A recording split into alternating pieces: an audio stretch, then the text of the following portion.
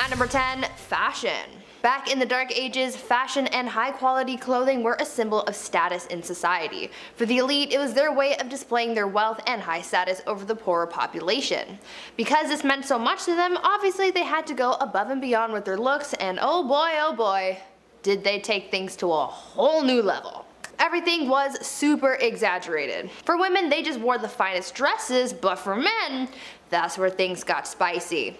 Male fashion was quite something. They would often wear dangerously short tunics with tights and belts to really snatch their waists, followed by the codpiece to really accentuate things down under, you know? But their shoes! Don't even get me started on their shoes. They wore some seriously pointy shoes, and to them, the longer and pointier the better.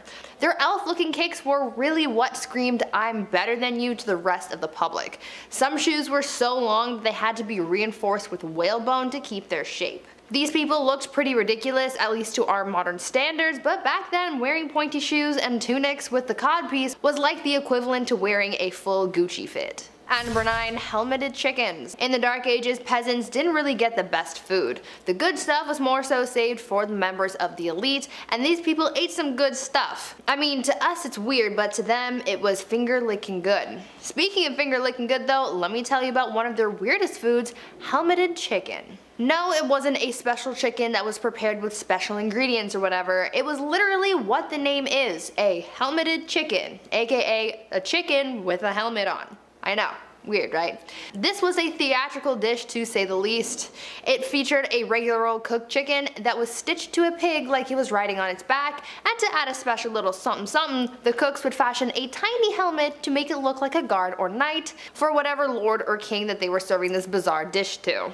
This was a fan favorite because of how extravagant it was, but that trend sort of lived and died in the Dark Ages because you can't catch any chef doing something like that these days. Gordon Ramsay would have a fit over this one. Before I carry on telling you guys about all of the weird and crazy things that people did back in the Dark Ages, I would first like to ask you guys to leave a like on this video if you're enjoying it so far, and also consider subscribing as well to see more videos like this one. At number 8, beautiful death. Death was kind of a big deal in the Dark Ages. Sounds weird, but you also have to take into account the fact that the average life expectancy was only about 30 years old, so really, you didn't have long.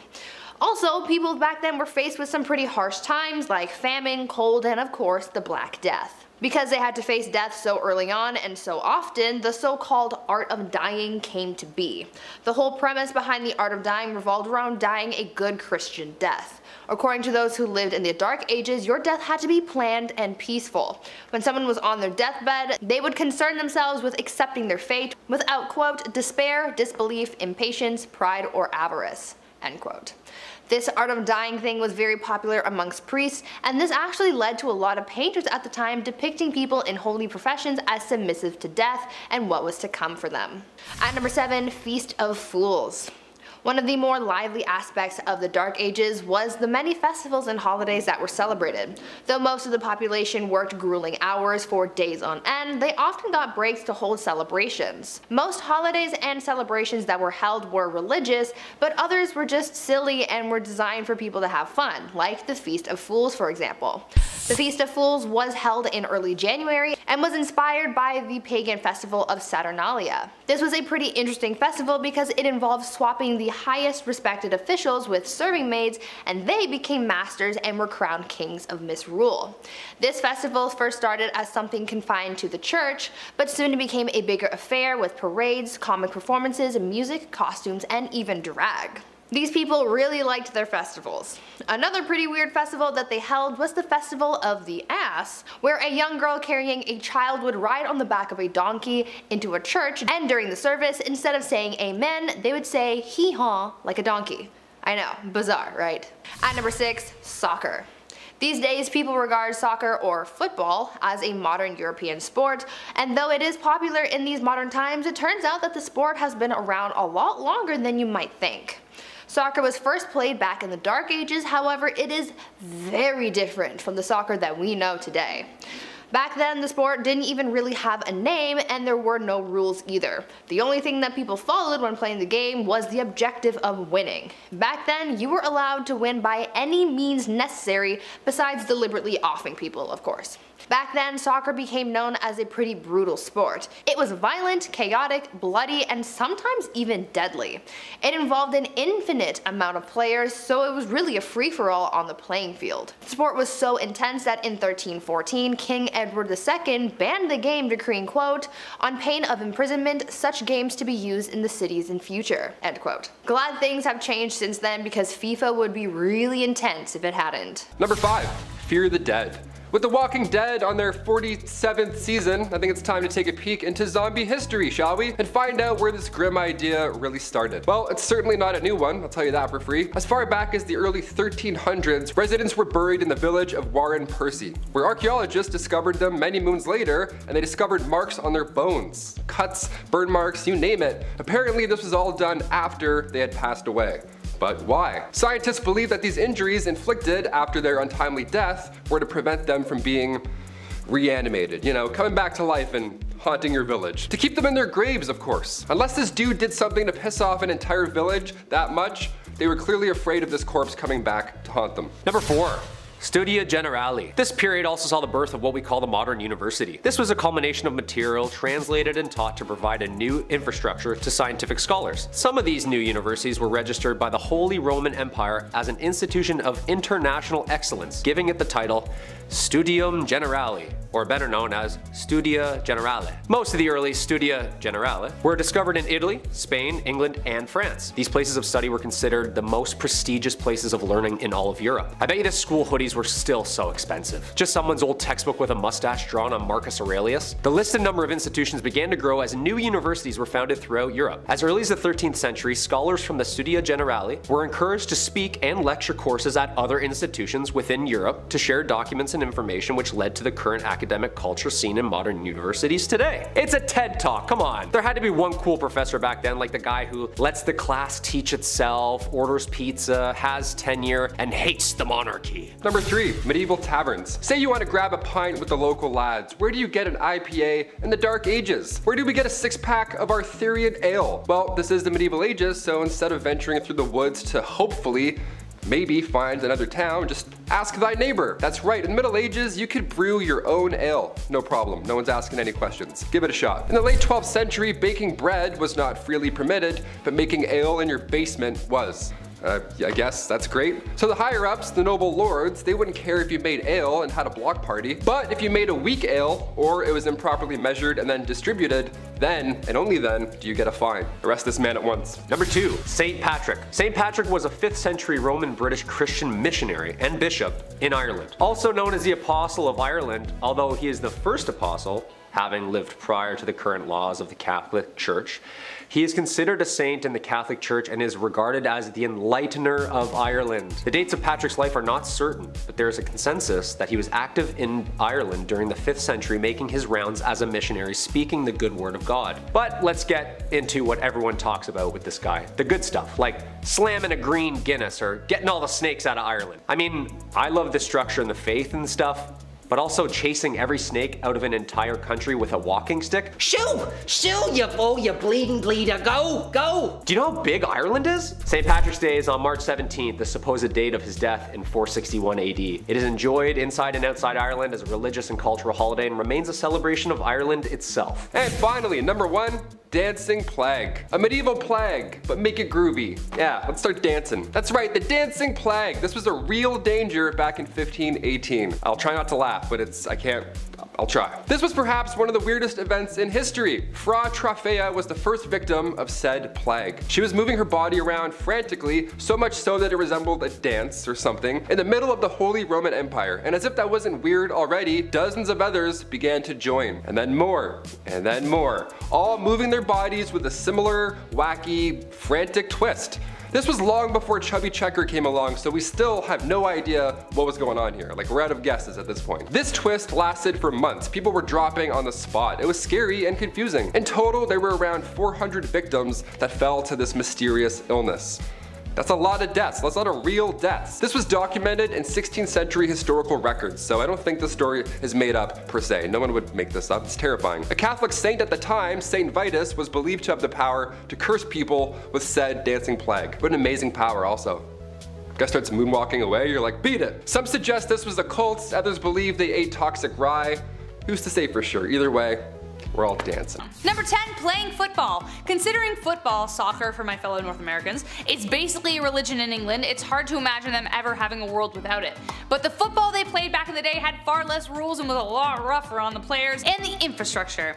It could have an infinite number of players and could take part across an entire village. The goals were sometimes set miles apart and the game would often be used to settle disputes. So soon, actual brawls of tumbling, angry bodies would muck about with each other. But hey, according to the rules, you had to do everything you could to win, so if that meant punching a guy out or destroying a fruit cart, that's what you did. It also wasn't strictly football, you could use any part of your body. But the game became so damaging that King Edward II had to put a ban on it. It was causing too much injury and property damage. He forbade the games and condemned any who disobeyed to imprisonment. You'd think he would have just forced people to play by safer rules, not ban it altogether, but oh well. It's back now! Number 9, outrageous men's fashion. I finally found the reason as to why men's fashion has plateaued at the suit thing. I sense a colorful change in the wind nowadays though. But the last time they went really outrageous, they ended up getting punished for it. Medieval Europe was one of the most colorful periods of men's fashion to date. Anglo-Saxon men wore tunics, trousers, leggings, and strappy leather shoes tied together with belts and girdles.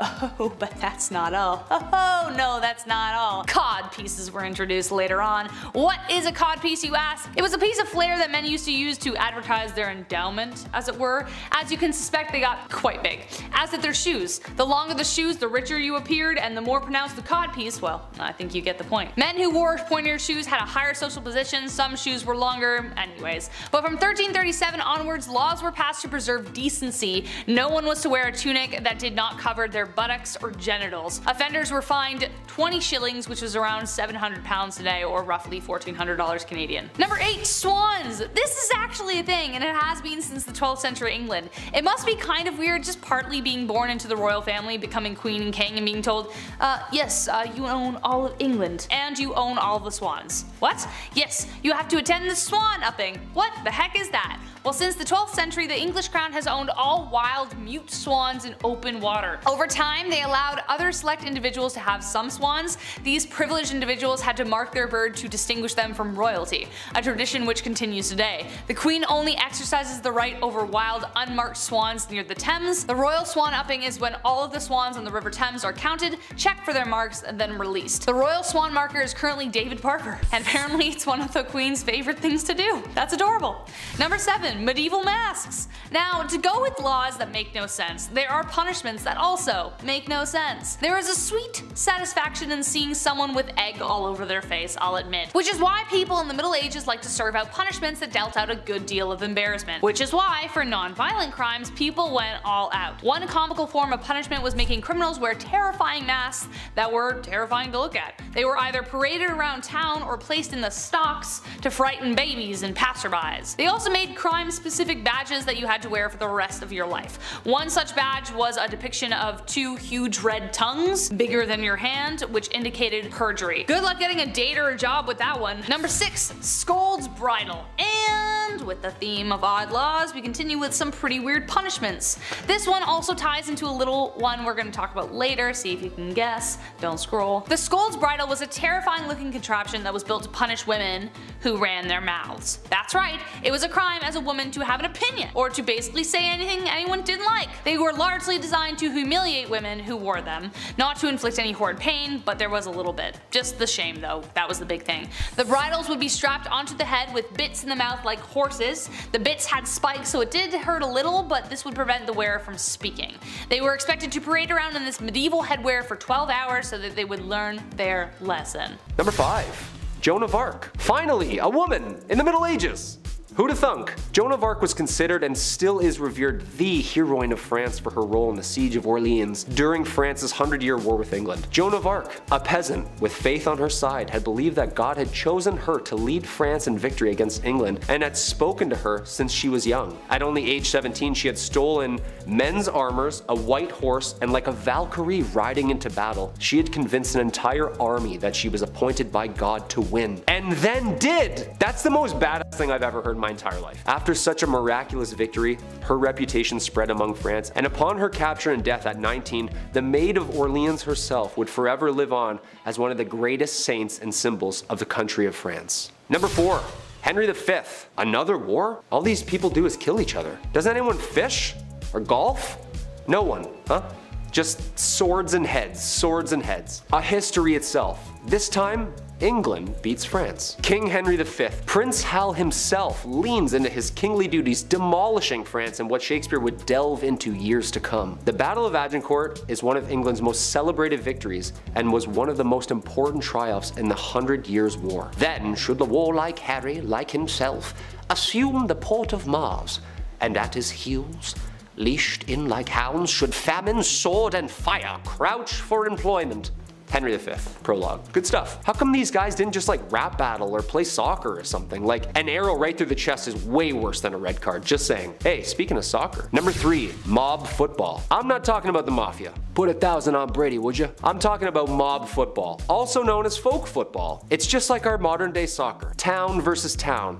Except it has an unlimited amount of players. And there's only 2 rules to the game. Get the inflated pig's bladder over the opposing team's lines on the other side of town, and no murdering. I mean, I guess this is closer to rugby? Yeah, this is literally just rugby. This game was played competitively and eventually outlawed at Oxford University in 1555. Just a guy named Jeeves in a polo. Oh yeah, I play mob football at Oxford. Yeah, I'm also in a frat. This game got so out of hand it was banned numerous times in England. There is great noise in the city caused by hustling over large balls from which many evils may arise which God forbid. We command and forbid on behalf of the king, on pain of imprisonment, such game to be used in the city of the future. Thankfully this game has calmed down over the years and now has become the most popular played and watched game across the world. Go Liverpool! Number 2, the printing press. The printing press is a machine that was designed for the mass printing of text, mostly in form of books and newspapers. With an unknown date of origin, first invented in China, this machine, designed in the 15th century by Johannes Gutenberg, was a revolutionary new form of writing which would only change the direction of history with the mass production of uniform text. Long story short, people didn't have to get the world's worst wrist cramp writing Hamlet over and over again. To be, or not to be, 86 more folios? The alphabetical metal keys would be placed into the device and slammed into the paper, pressing ink upon the parchment. You know there's gotta be some books half written in purple ink because they just ran out of black. Come on, we've all been there. Ink's expensive. Number 1, William Shakespeare. The Bard himself, arguably the most influential writer of the English language. William Shakespeare was born in Stratford, England. One of the easiest ways we can look back into the dialogue and lifestyle used by the people living in the Middle Ages. This playwright documents the world in which he lives from 1564 to 1616. Due to Shakespeare's unbelievable talent for building and fabricating an array of diverse stories and characters via players, modern day is able to see the Middle Ages and the similarities and differences the people were experiencing. His plays are based in the environment that they were written in. He writes about diseases, he writes about monarchy, he writes about women's rights. Okay, so no one actually got turned into a donkey by some fairies in the woods, but some of those wars actually did happen, and some of those kings and queens were really twisted. How this man created so many brilliant works and stories, all part of the mystery. What do you think? Genius? Or did the guy have some help? One man in his time plays many parts. Starting our list off at number 10, don't steal crops. In medieval times, stealing crops was considered a very serious crime, as funny as it may seem in your head. See a guy grab a vegetable and run away. Crops were a vital source of food and income for farmers and communities. There's no Uber Eats back then, alright? Somebody steals your tomatoes, you're fucked. In some cases, the punishment might be a fine or restitution paid for the victim, while in more serious cases, the thief might be subjected to public humiliation or physical punishment, such as whipping or branding. Yeah, branding somebody publicly, all because you ate the wrong apple off the wrong tree. Repeat offenders might of course face more severe punishments because something's afoot here, okay? We're not buying your story this time. Such as imprisonment or banishment from the community. Yeah, banishment. Just get out of here. Next village. See ya. Overall, stealing crops was not taken lightly in medieval society at all, and it could result in significant consequences for the offender. Branded, getting branded because you stole a crop. That's embarrassing almost. Number 9, don't steal at all. Yeah, let's rewind the clocks back a bit more. Don't take anything ever. How's that sound? Sweden's Bjarki laws were a set of Viking-era laws that governed maritime trade and piracy. Now, they were enacted in 832 AD, pretty old school, and they included punishments for various crimes, including theft and piracy. The punishment for stealing in a Viking society, it of course varied depending on the severity of the crime, the value of the stolen goods, and or the social status of the offender. But for minor thefts, the offender might be required to pay restitution or make amends to the victim. This could involve returning the stolen goods, paying a fine to them directly, or performing a service for them. You're basically a slave for them. For more serious offenses such as repeated thefts or stealing from a chieftain, the punishment might be more harsh. And this is where we get into the nitty-gritty of our list. Here, the offender might be stripped of their social status, exiled from the community, or even killed, the worst of the worst. Now, in some cases, the punishment for stealing could also involve public shaming. That in the Viking era, I didn't want to know what that would look like. The offender might be paraded through the community or subjected to other forms of humiliation. Yeah, we'll get to the lung stuff a little bit later on. Slowly but surely we'll get there. You have to start at theft and then work our way to the lunging and the horrible knee-breaking stuff. Number 8. Arson. Capital punishment was a common punishment for arson in the medieval age. Sounds a bit harsh, but hear me out. Last time I was on this channel, I was talking about the Great Fire of 1666. It took 15 lives, but ultimately this fire, it forced officials to rebuild a great part of the city, restructured everything. This changed history. Fire in medieval towns equals trouble.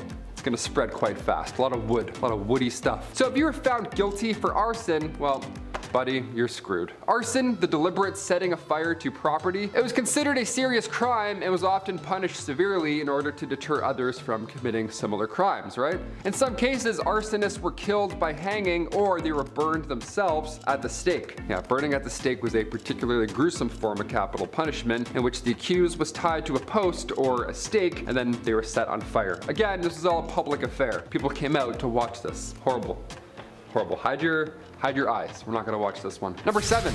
Amputation. While amputation was not a common punishment in Viking societies, there are historical accounts of it being used in extreme cases of punishment, which is absolutely crazy. I'll tell you 2 of them. One example is the story of Orm of Lyre, who was a wealthy farmer in Norway during the 11th century. Now Orm, old Orm here, he was accused of multiple killings, including the killing of a chieftain, and was sentenced to have his hands and his feet amputated. Yeah, you can't kill anyone when you don't have any mitts, apparently. This was a severe punishment that was reserved for the most serious of the most serious, and it was intended to permanently disable the offender and hopefully prevent them from committing further crimes. Example number 2, Edvin Knifri. He was a wealthy farmer, again, another farmer in rough times. He was a wealthy farmer in Iceland during the 10th century. Now Edvin, he was accused of stealing cattle, and as a punishment, his nose and his ears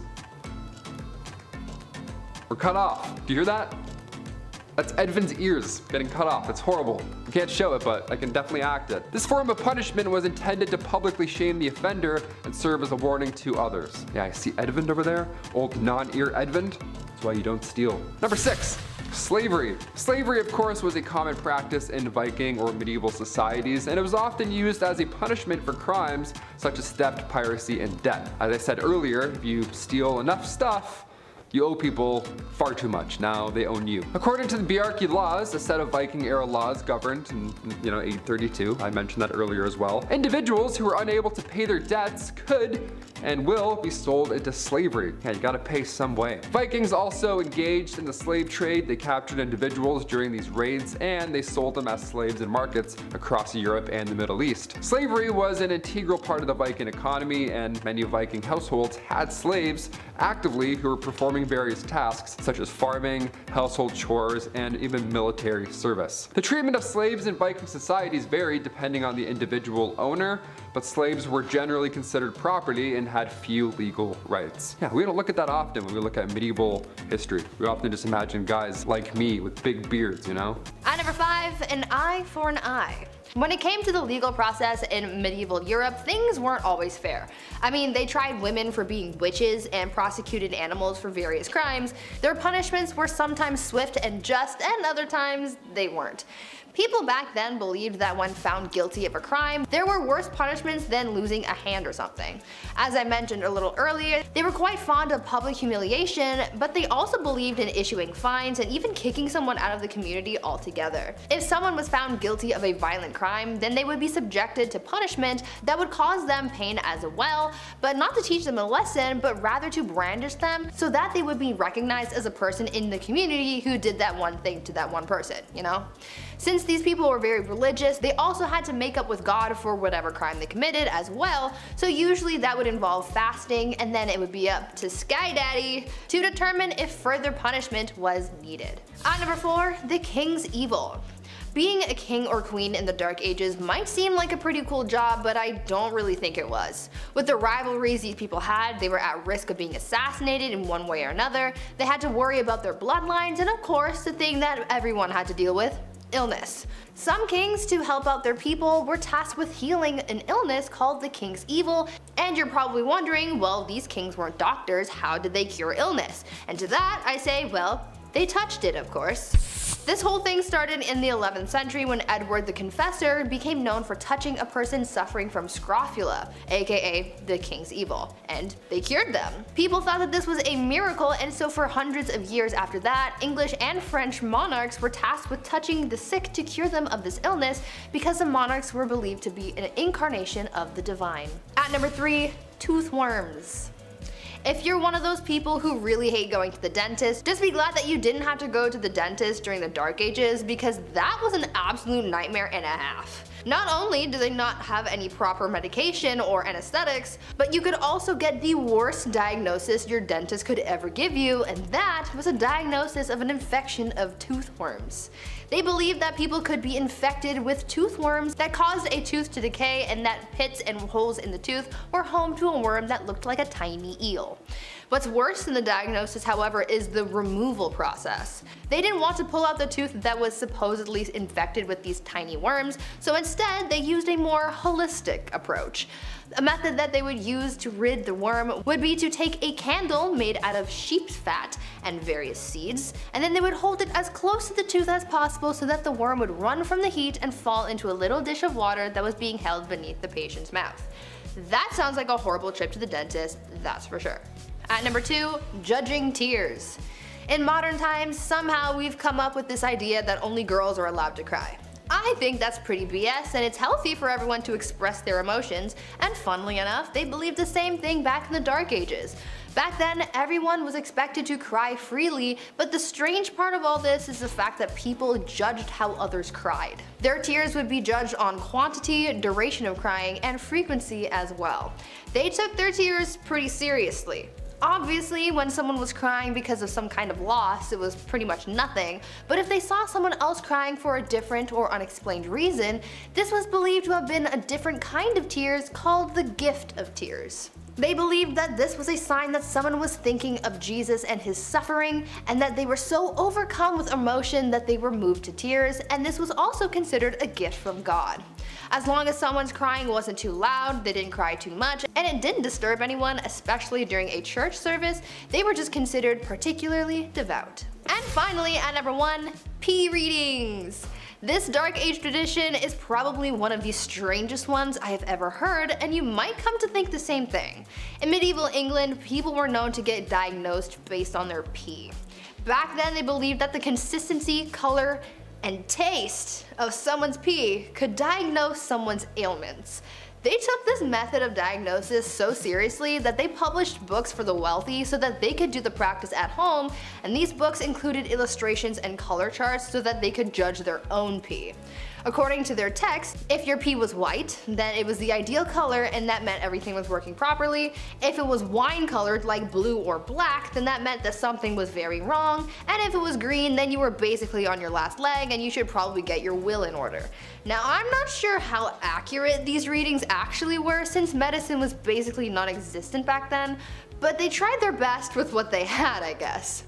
However, I'm pretty sure you don't need a book to tell you that your wine-colored pee is a bad thing. Now, before I wrap things up for today, I want you guys to leave me a comment telling me if you would participate in any of these Dark Age traditions, and if so, which one? Number 10. Treaty of Verdun. The Treaty of Verdun, or also known as Traité de Verdun, was a contract agreed on in August 843 in which divided the Frankish Empire into 3 kingdoms among the surviving sons of the Emperor Louis I, the firstborn son and heir of Charlemagne. Long story short, all the grandsons were all at civil war with each other about who was getting what did Grant promise. The treaty followed shortly after almost 3 years of wars between the brothers. It was the first in a series of partitions contributing to the dissolution of Charlemagne's empire, and it is seen as a blueprint in which modern societies are based off of. Basically, the brothers all had to split what their grandfather had decreed his own into land. Lothair the First, coolest name, Charlemagne's eldest son, received Francia Media, or the Middle Frankish Kingdom. Louis II received Francia Orientalis, or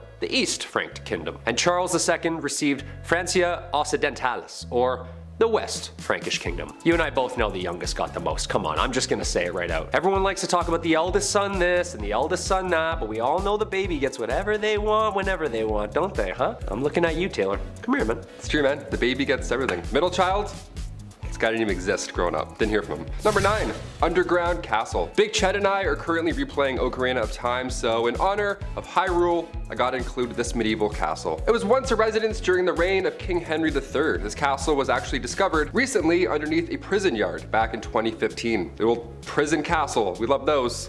Shawshank Redemption 2, Medieval Edition. Super recent discovery. Archaeologists discovered walls of a castle underneath the basketball court in southwest England at a former prison. Yeah, dudes were shooting threes over top a kingdom and they had no idea. How amazing is that? This was the same castle that played part in the mid-1100s during England's Civil War. The castle actually fell later in the 1400s, and the prison was built on the grounds later in the 1700s until it closed its gates forever in 2013. And then we were shooting threes and then we discovered it, of course. If I was a ghost haunting these grounds, I would make every shot miss. Easily. I would just float near the net, tap the ball away, like, nice try. Back to prison. Number 8, stonemasonry. So we all know about who wrote what and who translated what to what text and which language while writing what play, which was based on who, but who built all this stuff? When we think of the Dark Ages, we can't forget the megalithic Leviathan stones carved and molded together to create the enormous Gothic castles and cathedrals that are still standing to this day. How did people do it back then? Well, masons in medieval England were responsible for building. Masons were highly skilled craftsmen, and their trade was primarily used in the building of castles, churches, and cathedrals. There were 3 main classes of stonemasons. There was the apprentice, the journeyman, and the master mason. So what would a medieval construction site exactly look like? Well, of course there's the master mason. He's usually the head and the overseer of the work, and he's the most skilled of the tradesmen. This is like the head honcho on site. We've all seen this guy walking around site. He's always angry, he's always yelling, "Hey, who's got the plans? You, give me those. What are these? Backwards, you idiot.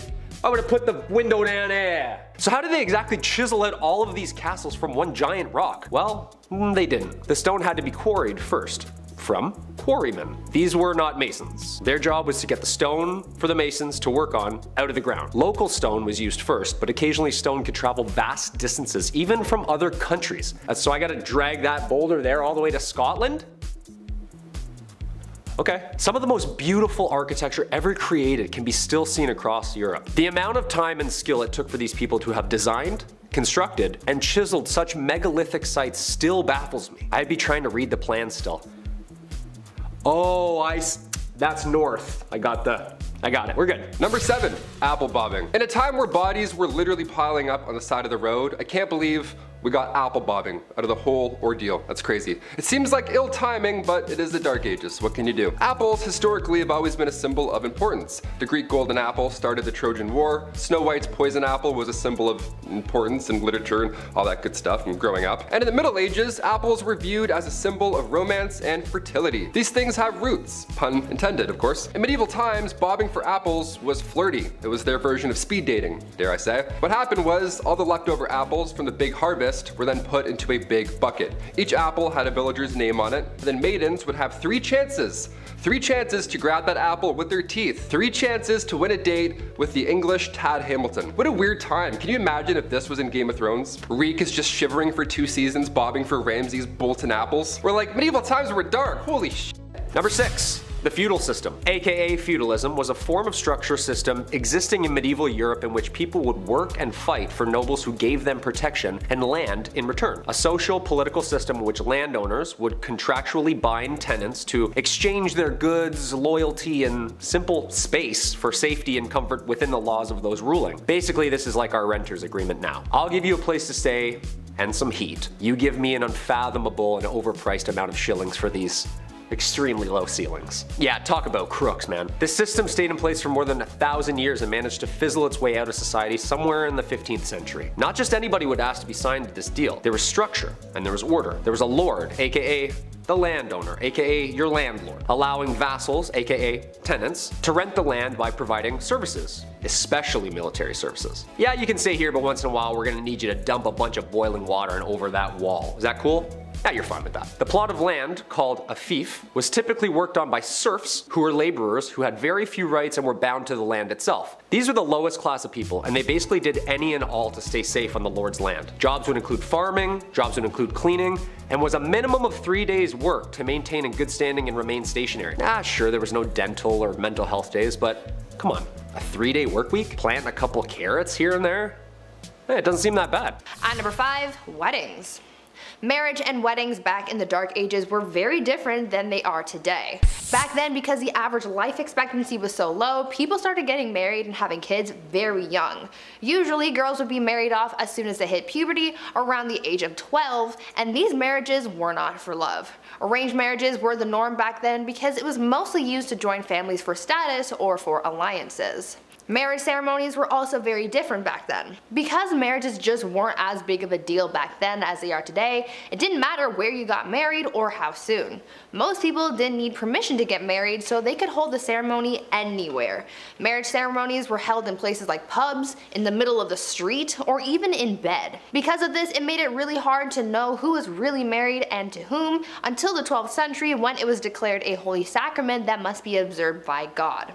To make things even weirder, the consummation of marriage was also pretty odd because it wasn't a private affair. The act of bedding wasn't seen as an intimate moment between the couple, but rather an investment in the union, so it was observed by witnesses.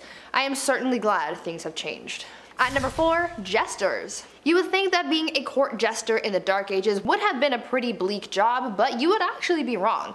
I mean, yeah, they looked funny with their outfits and hats modeled after the ears of a donkey, but jesters actually held a lot of power in court, making their job a pretty good one compared to other common folk. The court jester's job was to make people laugh by doing tricks, stunts, and telling jokes. Sometimes a jester would poke fun at the king or lord that they served, or would make comments about a kingdom's politics, and for a lot of people, saying these types of things would give them a one-way ticket to the gallows, but not the jester. Because of their profession, by royal decree, anything that they said was taken as a jest or a joke, so no one could get mad or offended at what the jester said or comments on. Basically, the jester was the one person in the court who was immune from medieval cancel culture. They could offend anyone they wanted to, and no one could stop them. At number 3, unicorns and Jesus. The thing about the Dark Ages is that it was full of superstition and mythology. Within this period of time, there was a lot of confusion when it came to religion, as paganism and the rise of Christianity were both hot topics. Many times, superstitions and mythology from paganism made its way into the religious beliefs of Christians, and things were known to get a little weird. Take, for example, the unicorn and how it was incorporated into the Christian beliefs of the Dark Ages. It is believed that a mistranslation of what is thought to have been an ox is what brought unicorns into Christianity. Because of this mistranslation, the Bible likened Jesus to a unicorn. Since it was in religious texts, people in the Dark Ages sort of just ran with it, and so they started incorporating the unicorn into many religious artworks.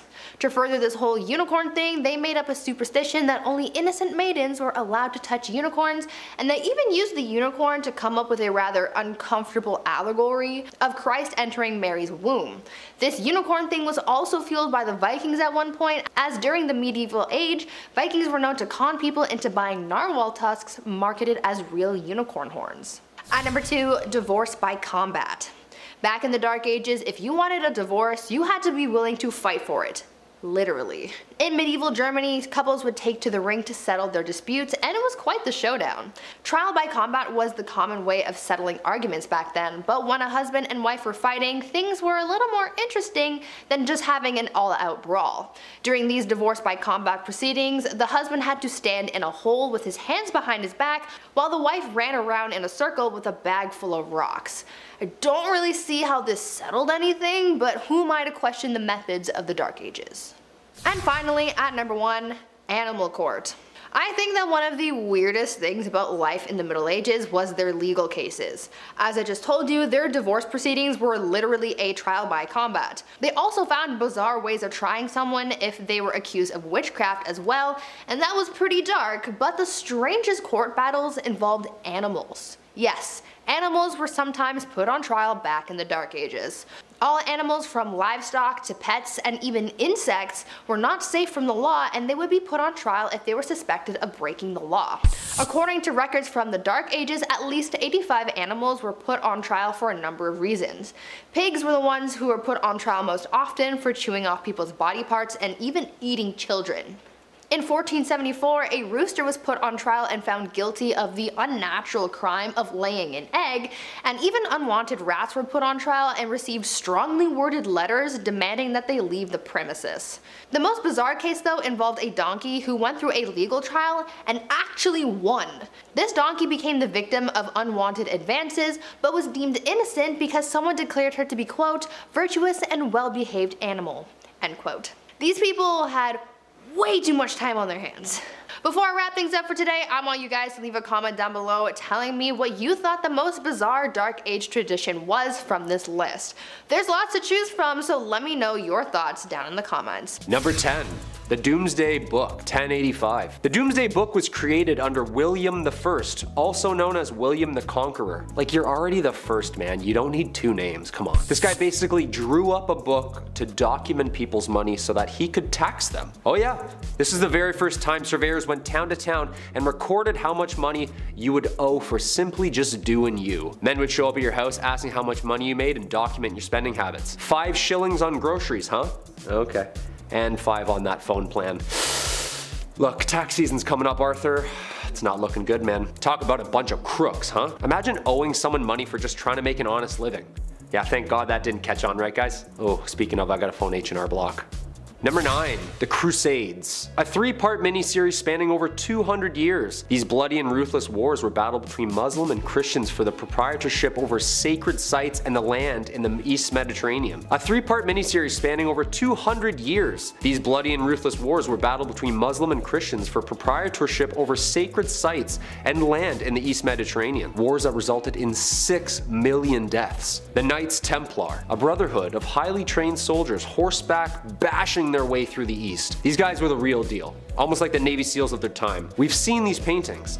The elite fighting force with the red cross painted on their chests. I wonder if they had to do a Hell Week. These soldiers were the most trained and savage fighters in all the Christian armies. Richard I leading the 3rd and final crusade, earning him the name Richard the Lionheart. Back then the names were always something so aggressive and scary. It was never like Richard the Clownfish or Henry the Pygmy Goat. No, we need fear. Way more fear. Number 8. The Magna Carta. The year's 1215. We need some laws, people. This document was one of its kind. A document setting out the laws and limitations from the common man to King John himself. A legal system written down so that there are clear do's and don'ts. No free man shall be seized, imprisoned, dispossessed, outlawed, exiled, or ruined in any way, nor in any way proceeded against except by the lawful judgment of his peers, and the law of the land. Did you get all that? Write that down. Except women. They don't have laws. And they can't act in plays. Sometimes people needed to face the music. And even animals.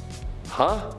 That's right, animals. Being tried in a court. A lively and popular event trying any law-breaking animal from goats to pigs to even chickens. Ladies and gentlemen of the court, did you, Mr. Feathersworth, peck the floor, yes or no? Objection, Your Honor, leading the witness. My brain can't fathom this, guys. Number 7. The Battle of Bannockburn. This infamous battle between Scotland and England was one of the most important battles of the Middle Ages. The end of the bloody war for independence. Basically, Scotland was like, yeah, we're gonna go over here and rule roll our R's. The gruesome Wooden Wars were caused by the English invading Scotland in 1296. A leader slowly rising the ranks, William Wallace, the guardian of the King of Scotland himself, holds off the English forces and is knighted a hero to Scotland. Unfortunately, like every hero back then, he was also hated. He was captured, hanged, drawn and quartered. Like, why do you have to do all that after he dies? Like, he's dead.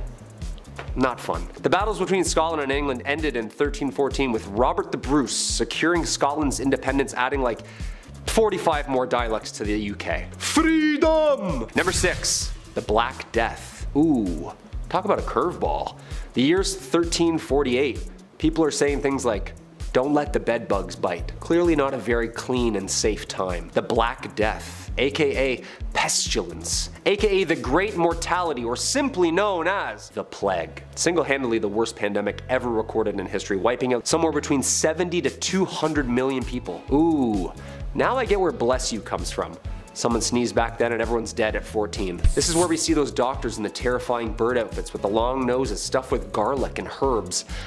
Excuse me? Yeah, he's not wearing a mask. I'm just trying to watch a cat publicly get skinned. Yeah, 6 feet please. Some doctors prescribed urinating on a person so that the bad smell would drive out the infection. Can you imagine? Just a doctor writing you up a script and go ahead and pee on yourself about 4 to 5 times a day. Take with food. Should be gone early next week. And just let me put my mask back on here before you leave. There you are. The plague started in Europe in October 1347 when 12 ships from the Black Sea docked at the Sicilian port of Messina. Most sailors aboard the ships were already dead, but those who were still alive were covered head to toe in black boils that oozed pus and blood. Ugh. Sometimes the Black Death included fever, chills, vomiting, diarrhea, temporary loss in motor skills, and then of course, death.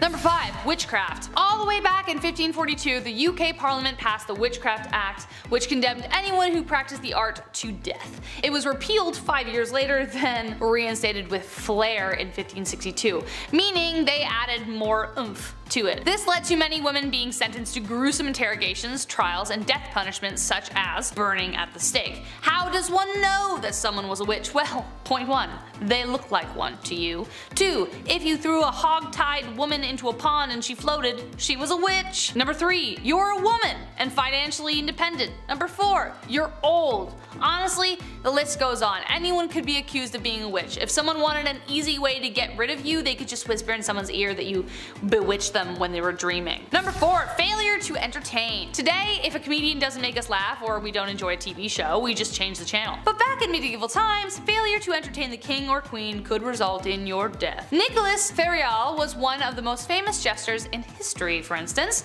known as Triboulet. He entertained King Louis XII and Francis I in France during the 1400s. He was born with a smaller head and brain than other children, which affected his neurological and physical appearance. The king seemed to be amused by this, and so he served as his jester. He wasn't academically smart, but boy was he witty. But sometimes his wit took him too far. This got him eventually into trouble, and Francis I decided to have him executed. Why he didn't just fire him and kick him out in the first place, no idea. He must have said something that really towed the line. But everything was extreme back then, keep in mind. But the king asked him, how would he like to die? And Triboulet cleverly replied, old age. This broke the king's foul mood because damn, it was a good joke, and had him exiled from the realm instead. But damn, he cut it close. Number 3, no more minced pies. This one should make some of our British fans gasp or run for a builder's tea and a mincemeat pie to clutch it close to their heart. But rest assured, it was only on one Christmas day that eating mince pies was illegal, and that was on December 25th, 1644. On that year, it was legally mandated because the celebration fell on a legally mandated day of fasting. However, the pies themselves were seen as a symbol of immoral excess of Christmas season. Further legislation was proposed in 1656 to clamp down on an immoral and lush Christmas traditions like and including the mincemeat pie. England was currently under the rule of Oliver Cromwell, who was just the worst, and he was very religious and just wanted everyone to behave. And it was part of his effort to tackle gluttony. But when Charles became king, people stopped going after holiday treats and mince pies were safe. once again. Number 2, a beached whale. So considering poaching was illegal in the King's Forest, it only makes sense that they would try to make it the same for the sea. Back then they really ate everything they could get their hands on, from lamprey to goose to porpoise and now whale. Whales were seen as a royal fish, and if one washed up on shore they automatically became the property of the royals in charge. The law was passed by Edward II in 1324 because he just loved whales. He decreed that all whales, sturgeons, dolphins, and porpoises caught within 5k of shore were considered royal fish. Their meat and oil fetched a lot of money at the markets, and the rich liked to covet it for their own, so it was for selfish reasons that he made this rule. But funny enough, the law has never been repealed and you need to ask Queen Liz for permission to sell it, though I doubt she'd say no. Number 1, animal trials. So it turns out that not only were humans punished if they did something illegal, it was also animals as well. In medieval times apparently it was a regular thing to put animals on the stand. Everything from hogs, beetles, rats, mice, cockerels, you name it. Absolute craziness. In the 14th century, local people even prosecuted Spanish flies. Flies! They have no control, they don't even know what they're doing. Spanish flies were dangerous to livestock and would ruin vegetation. Needless to say, they weren't well liked. So they were appointed a lawyer and given great dignity in court, though the verdict was obviously not favorable because they couldn't speak for themselves. They were condemned and banished from a plot of land. It was believed that animals who committed a crime were possessed by the devil, and to let them go unpunished would give the devil permission to take over human affairs. So they would like literally hang pigs by nooses to punish them. Did the flies actually ever come back? Probably, but at least the humans felt better about it. At number 10, shaming parades. If you've ever watched Game of Thrones, then you might be familiar with that scene where Cersei gets paraded through the streets of King's Landing while naked, while someone behind her rang a bell chanting, "Shame. Ding ding ding. Shame." You know what I mean? It's kind of a meme, but it's also based on a real medieval tradition called shaming parades. For years, people have loved shaming others. I think it's just human nature at this point. And obviously, back then, they didn't have any social media to use as their preferred method of ripping on someone, so they got creative. Very creative. Depending on what the accused did, their punishment would vary. But the one thing that stayed constant was them being paraded through the streets for everyone to watch. Specific punishments were given for specific crimes. For example, if a tavern owner served bad beer, then they would be paraded through the street and forced to drink their bad beer. If they were caught stealing a pig, then they would walk through the streets with a dead pig around their neck and a crown made of pig's feet. How regal. People would throw things like glass, rocks, and even dead cats at whoever was being paraded, and it was quite the spectacle. Now, would you rather experience this or being cancelled on social media? Let me know. At number 9, bloodletting. Back in the Dark Ages, medicine just wasn't the greatest. Clearly, I mean, they had a plague that wiped out 50% of the population in Europe. Even their quote-unquote doctors were overlapping jobs. Barbers were cutting hair, obviously, but they were also setting broken bones and bandaging wounds, so I'm not really sure I would trust that, but back then it was a case of you get what you get, so I don't think people were really complaining too much about their barber Joey down the street giving them a cast, you know? But other than the practice of patching wounds and whatnot, they were also practicing bloodletting back then, and it was a little much. Bloodletting was the practice of withdrawing blood in order to cure or prevent illnesses or diseases, so doctors would use things like leeches to suck out the blood of their patients, but they also used scarification methods to scrape away the skin to drain the blood, and others used lancets to slice open veins, sometimes including the jugular vein. I'm so glad that we do not do this anymore because frankly, I would like my blood to stay inside my body, thank you. Now before we carry on talking about just how weird things were back in the Dark Ages, why not leave a like on this video if you're enjoying it so far, and while you're at it, maybe think about smashing that subscribe button as well to see more videos like this one. At number 8, day drinking. Day drinking is a thing. You know, when you're with the homies and you pour yourself a glass of sangria and take a walk around the neighborhood in the middle of the afternoon. Not saying I've ever done that. It's usually a once in a blue moon type of deal, but for people in the Dark Ages, day drinking was an everyday affair. Now, people back then weren't necessarily drinking at all hours of the day just to get plastered and stay plastered. It was actually for health reasons. You see, people tried to avoid drinking the water at all costs over fears of illness because the water just wasn't clean and wasn't safe to drink, so they turned to the next closest thing that they could drink, and that just so happened to be alcohol. Back then, it was common to drink large amounts of beer, cider, or wine, and it was common to be drunk all of the time. Thank God we can safely drink water now because I don't think anyone could handle the hangover that came with all that heavy drinking. At number 7, no pleasure. The Dark Ages were heavily immersed in religion. In medieval Europe, they took Christianity very seriously and people followed the church very closely. The mission of people back then was to live a good Christian life and to not commit any sins, but one of those sins was a little unfortunate when you look back on it. Back then, any sexual acts that were meant for pleasure and not for procreation was considered a sin. That meant that sexy time was reserved for furthering the population and that's it. And if you did anything recreational, you would be getting a one-way ticket to hell. Along those same lines, it was also believed that female domination was also a sin, and so the woman could not get on top, or again, straight to hell with her. One saint, Francesca Romana, was so afraid of experiencing pleasure when she slept with her husband that she literally burned her lady bits with hot fat so that it would make the experience as miserable as possible.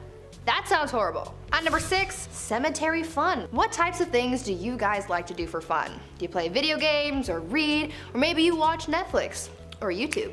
Huh? And where do you like to go for fun? Maybe the mall or to your friend's house? Well, if you lived in the Dark Ages in Europe, you would go to the place that everyone goes for fun, the cemetery. Yep. You're gonna go kiki it up with the corpses, and unfortunately they're not corpse husband, although corpse, if you're watching, hit me up. Thank you.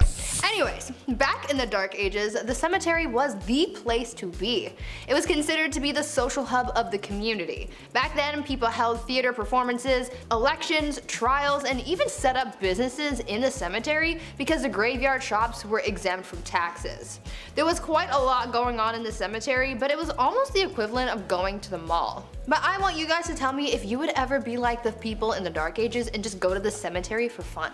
Number 5, the ordeal by fire. Also known as trial by fire, this one's a little bit different than being burned at the stake. Dare I say it's a bit worse? I don't know, it's certainly gonna last longer, which is worse in my opinion. This one here was a Viking punishment that involved subjecting the accused, this individual, to a test of endurance, we can call it. They had to walk barefoot over hot coals, or they had to hold hot iron in their bare hands. The belief here was that if the accused was innocent, they would be unharmed by this boiling hot fire, whereas if they were guilty, well then, and only then, would they burn and suffer. This punishment was not unique to Vikings. It was used in various forms throughout history, medieval history. It was huge in medieval Europe.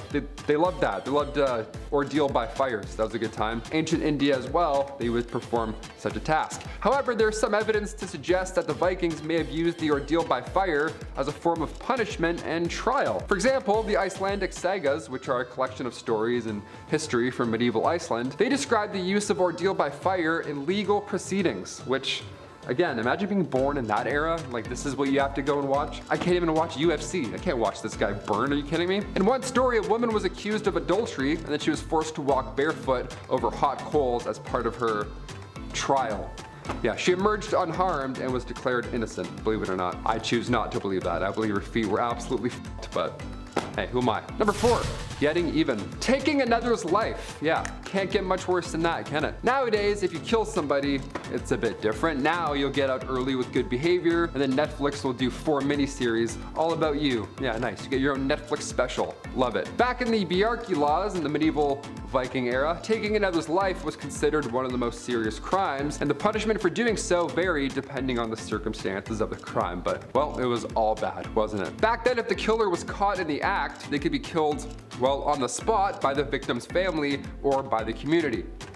Over in 14 minutes flat, everyone goes home. No trial, nothing. If the killer was caught after the fact, they were typically subjected to a fine known as a weregild, which was paid to the victim's family as compensation for the loss of their dearly loved one. And if the killer was unable to pay the fee, they could be subjected to other forms of punishment, including exile or even execution. Exile was brutal as well. You were declared an outlaw, then you were banished from Viking society with no legal protections or rights. This often led to you living in the wilderness, and that's terrifying, and that's lonely, and that lasts a while, and that's horrific. In some cases, the victim's family could also choose to enact vengeance on the murderer themselves rather than relying on the legal system. This could lead to a cycle of violence and revenge known as a blood feud that could last for generations. That's crazy. That sounds like it's something from a Batman comic. A cycle of revenge that could last generations? My God, let it go, Bruce. Number 3, treason. Treason was defined broadly, and it could include acts such as plotting against the king or queen, engaging in rebellion or insurrection, or providing aid to the enemy during wartime. Don't be a little snake, basically. Just don't do any of the above. The punishment for treason varied depending on the specific circumstances of the crime and which country it was committed. Now, this one's quite broad. You never know where you're gonna get, basically. In some cases, the punishment could be as bad as getting hanged or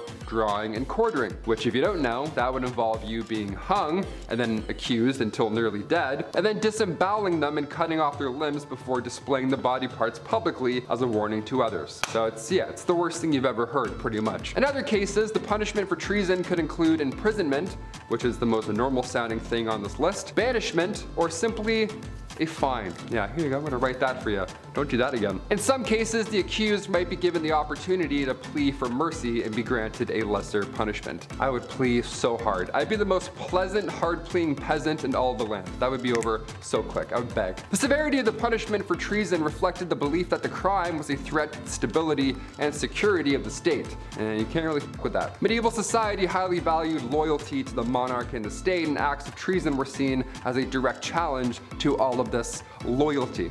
So as a result, treason was punished harshly in order to deter others from committing anything similar. Yeah, don't f with medieval times anywhere, anytime, anyone, at all. Period. Number 2, rats. In medieval times, rats were often seen as a symbol of disease and filth, and they were blamed for the spread of epidemics such as, you know, the Black Death, stuff like that.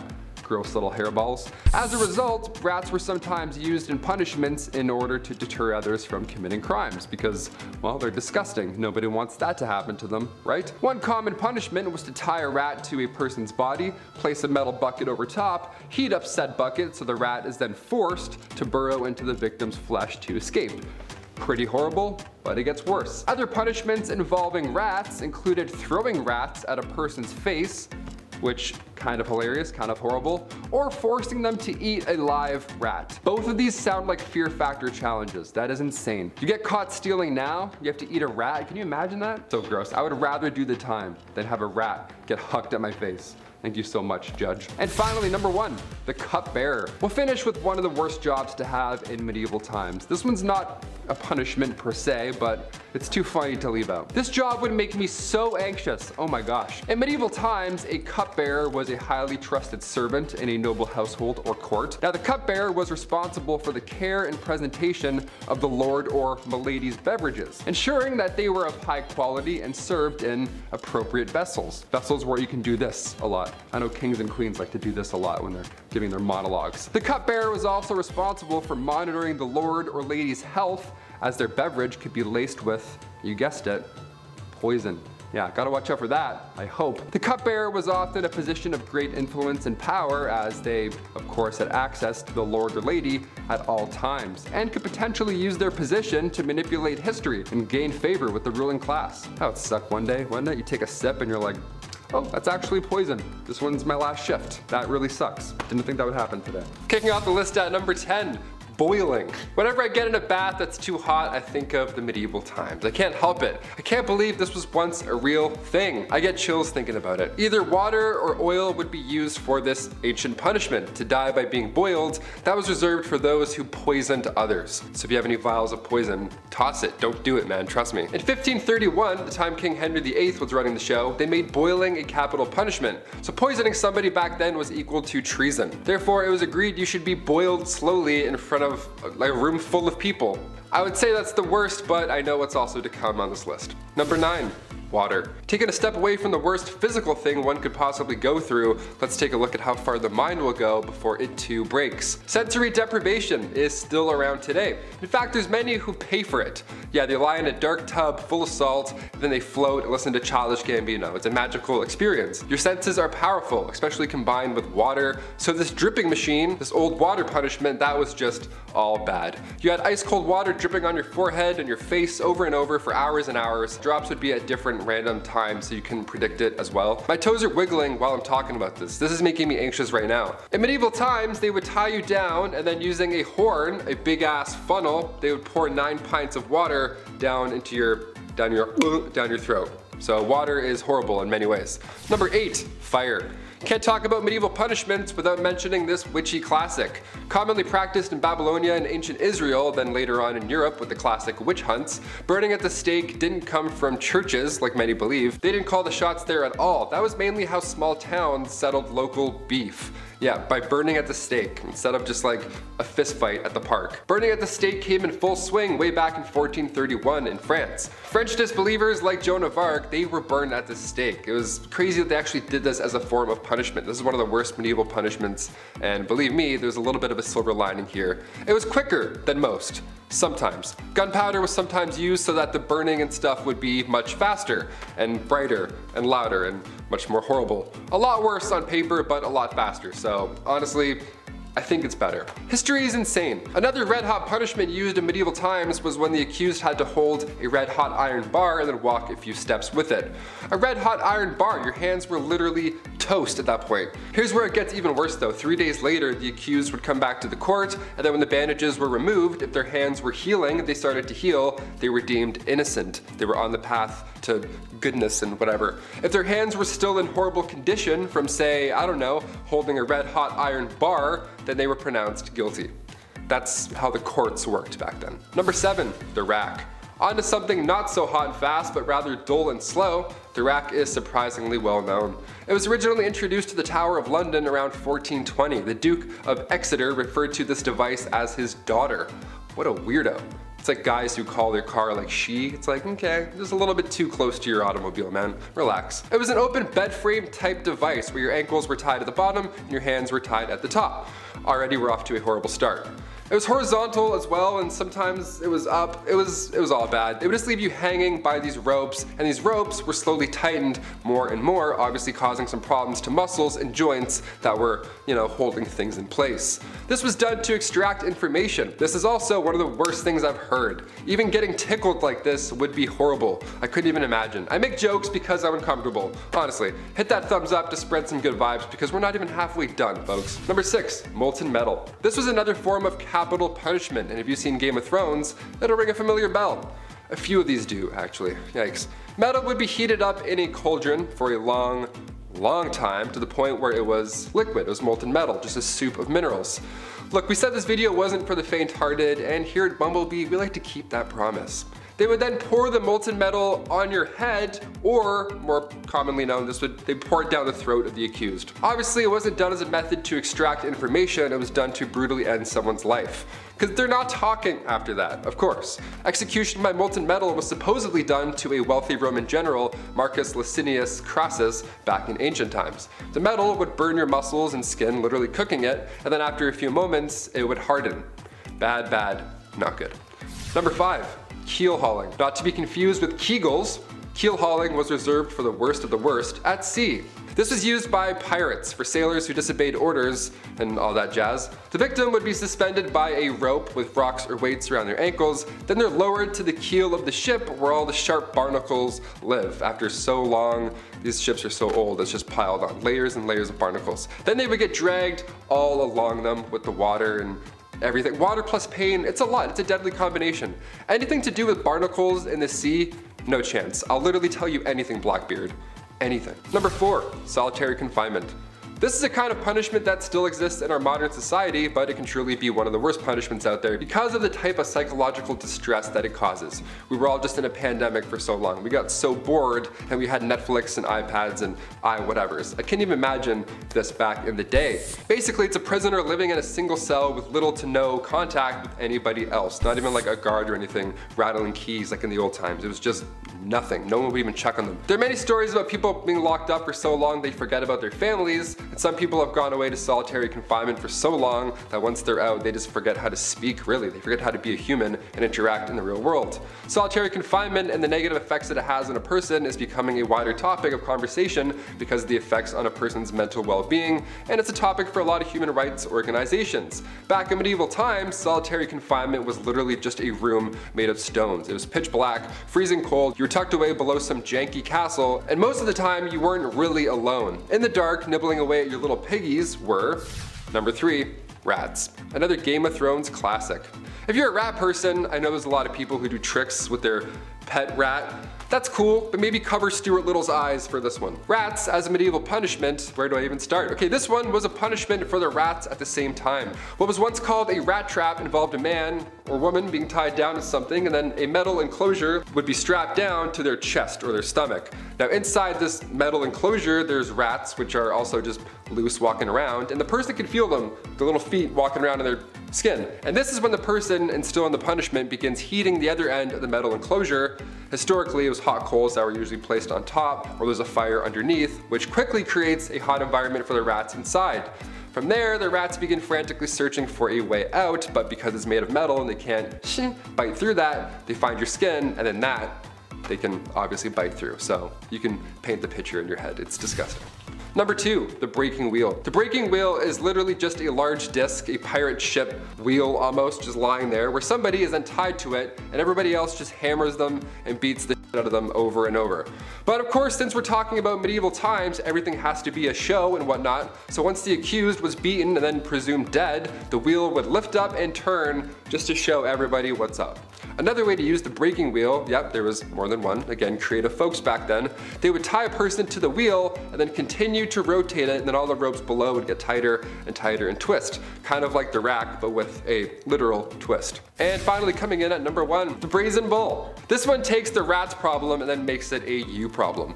Out of all the ones on this list, the brazen bull is the last one that I would do. Straight up haunting. It's also been referred to as a Sicilian bull, and basically it's not too complex. There is a bronze sculpture, often in the shape of, you guessed it, a bull. But in medieval times, it was just a big closed cauldron, and usually it was large enough to fit a person inside. Yeah, this was in a Saw movie too, I believe. That's how you know it's a good one, when it's in the movie Saw. So once the person was locked inside, or it was leaned over so they couldn't get out, a fire would then be set underneath this bull, and then you can probably figure out the rest in your head. They would even engineer the bull so that when somebody screamed, it sounded like a bull's roar. How fun is that? How fun is history? I'm learning so much about history that's fun on Bumblebee, and I hope you are too. If a part 2 is in your deepest desires, hit that thumbs up and I'll come back and throw up a few times and talk some more smack. At number 10, baby night. I know that when someone asks a little kid what they want to be when they grow up, some of them might respond with saying something like a princess or a cowboy or a knight, but back in the medieval age, kids were really becoming knights, not just when they grew up. Knights started training when they were between the ages of 7 and 10, so their childhoods were pretty short-lived. In this day and age, kids that age are starting elementary school and are still too short to ride most rides at the theme park, but back in the day, they were being trained to go off to war. Sounds like a pretty sucky situation, but it gets even worse when you realize that most of these young knights didn't even get a choice in the matter. Parents back then controlled what their kids' futures were going to look like, and there was nothing that their kids could do or say about it, so if they were to be trained as a knight and go off to war, that's exactly what was going to happen. At number 9, squires. Now, even though kids as young as 7 years old would be shipped off to train as a knight, luckily no one was going to send these kids out into battle just yet. Before they could even think about seeing the battlefield, they had to go through training. First, they started off as pages. The pages mostly did menial tasks like working in the stables and serving food to the knights, but they also learned to ride horses and use a sword. A few years later, when they were about 14 years old, they would graduate to become a squire, where they were assigned to a specific knight, sort of like an assistant. The squire would do some pretty menial tasks for their assigned knight, and they would clean and polish the knight's armor and sword, tend to the knight's horse, and help the knight get into their armor for battle. Most squires got through these tasks with the dream that one day they would become a knight themselves and have a squire of their own, but unfortunately in some cases some squires never became knights, and they stayed a squire even past the age of 18, when most squires would become knights. Seems a little unfair to me, but I guess in that case you wouldn't be burdened with the knowledge that you could die on the battlefield, since you would never make it there. Before we continue learning about medieval knights and how messed up their lives were, why not consider leaving a like on this video if you're enjoying it so far, and maybe also consider smashing that subscribe button as well to see more videos like this one. At number 8, training. When you picture what it would look like to see squires training, what do you imagine? Do you picture kids fighting with wooden swords or practicing how to put on armor? Well, you can put that out of your mind, because that image is more sunshine and rainbows than what actually went on, because training to be a knight was a very grueling process. When a page graduated to become a squire, they then had to master the 7 points of agility. The 7 points of agility were sort of like sports that would help the squires become good knights. They had to master shooting, fencing, wrestling, riding horses, swimming and diving, climbing, long jumping, and tournament sports like jousting and dancing. Yes, that is more than 7, but let's just agree that medieval math was flawed and not think about it too hard. Other than the physical skills that they had to master, squires also had to learn how to recite poetry, hunt, play chess, and impress the ladies, because even though they were going to be slaying people on the battlefield, they still needed to be able to win a woman's heart. Unfortunately, even with all of this training, many young knights died in their first battles, but at least they tried their best, right? At number 7, too much poop. Here's a real downside to being a knight in the medieval era. While we've been taught that knights were these amazing, brave, chivalrous men that would rescue a princess and live happily ever after, the reality is that they were actually a bunch of dudes on a muddy battlefield with poor hygiene that were literally pooping themselves to death. Many knights who embarked on crusades had a lot of parasites and diseases, and one illness that proved most problematic was dysentery. Dysentery is an illness that basically causes super poops due to a parasite. So these knights were out trying to win back the Holy Lands while their tum-tums were throwing up gang signs getting mad rumbly on the battlefield. It is believed that these knights contracted dysentery through drinking tainted water, and because medicine was basically a myth at this point, once you contracted dysentery, you could basically kiss your life goodbye and your stomach contents goodbye. The most famous case of death by butt explosion was from the 7th Crusade, where Louis IX had contracted dysentery and had his pants cut because he was tired of having to pull them down every time he felt a rumbly in his tumbly. This all sounds like such a horrible way to go and a serious downside to being a knight. At number 6, armor. We all have a pretty good idea of what knights looked like, right? The shiny metal armor, the chainmail and helmet. Well, as cool as they may have looked, the armor that knights wore was actually pretty impractical when it came to agility, because there was just no way you could move very easily when wearing it. These knights had to carry around a lot of weight. Hollywood made us believe that swords that knights used were incredibly heavy, but in reality they only weighed about 3 to 5 pounds. Yeah, they were pretty hefty, but nowhere near the kind of weight that knights were carrying on their bodies because of their armor. The average medieval suit of armor weighed between 45 and 55 pounds, and just the helmet alone weighed 4 to 8 pounds. Knights on the battlefield had to worry about fighting, staying alive, and carrying an extra 45 pounds on them, but knights who jousted had it even worse because their armor was known to weigh twice as much as battle armor. These knights had to be very strong in order to carry that around, otherwise they would have collapsed under the weight of their gear when they got too tired to keep going. At number 5, always in danger. When knights weren't out in some kind of battlefield, they didn't just get to sit around doing nothing waiting for the next battle. They were still knights and people loved them, so they had to entertain people through tournaments. This wasn't your average tournament like when you went to medieval times as a kid, because this was way bloodier and safety was not really much of a priority. It wasn't as dangerous as going off to battle, but there was still a risk that knights had to take, and sometimes it ended fatally. Tournaments would normally involve 2 different events, melee and jousting. We all know what jousting is though, right? It's where 2 knights on horseback charge at each other with lances, trying to knock their opponent off their horse. This sport injured and even killed people in the past.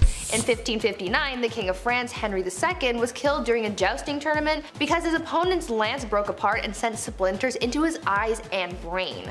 These tournaments were meant for fun and games and entertainment, but they often ended in bloodshed in some way, so these knights always had to risk their lives even when they weren't in an active fight. At number 4, fired.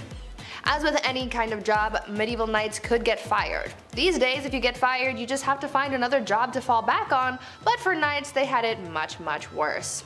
Knights served their kings, and so if they did anything that went against their monarch, or if they did something that the king didn't like, they could essentially be fired from being a knight, since the king is the one who made them one in the first place. What the king giveth, he could taketh away, pretty much. When a knight was fired, the king would start by hacking off the knight's spurs, then they would break their sword, then they would burn the knight's coat of arms, and hang their shield upside down for the entire kingdom to see, because these people really liked public humiliation. And if you thought that was enough, just you wait, because on top of the spurs and the sword and the shield, they would also execute the knight for good measure, so really, you never ever want to get fired back then, because it would really end badly for you. At number 3, burial. For medieval knights, dying was just part of the job. When someone became a knight, they knew that this was a risk that they were going to have to take, And for some knights, they worried about where they would be buried because it had to be in the right spot, otherwise they wouldn't go to heaven. When a knight died in battle, their body had to be buried in the right kind of dirt, and that was the consecrated dirt of a church graveyard. To solve this problem for young knights, when they were knighted, they would also be given a burial plot in a church graveyard, so they knew that they were guaranteed a spot in heaven when they died. This, however, created a bit of a loophole for anyone wanting to get a one-way ticket to heaven, because even older knights who enlisted later in life would be able to get buried beneath a stone effigy in a church and be able to go to heaven even if they really never did all that churchy stuff beforehand. At number 2, yummy people. As you could probably imagine, for medieval knights, desperate times called for desperate measures. Oftentimes during battles, supplies would run out and knights would be left dealing with starvation on top of everything else that they were going through.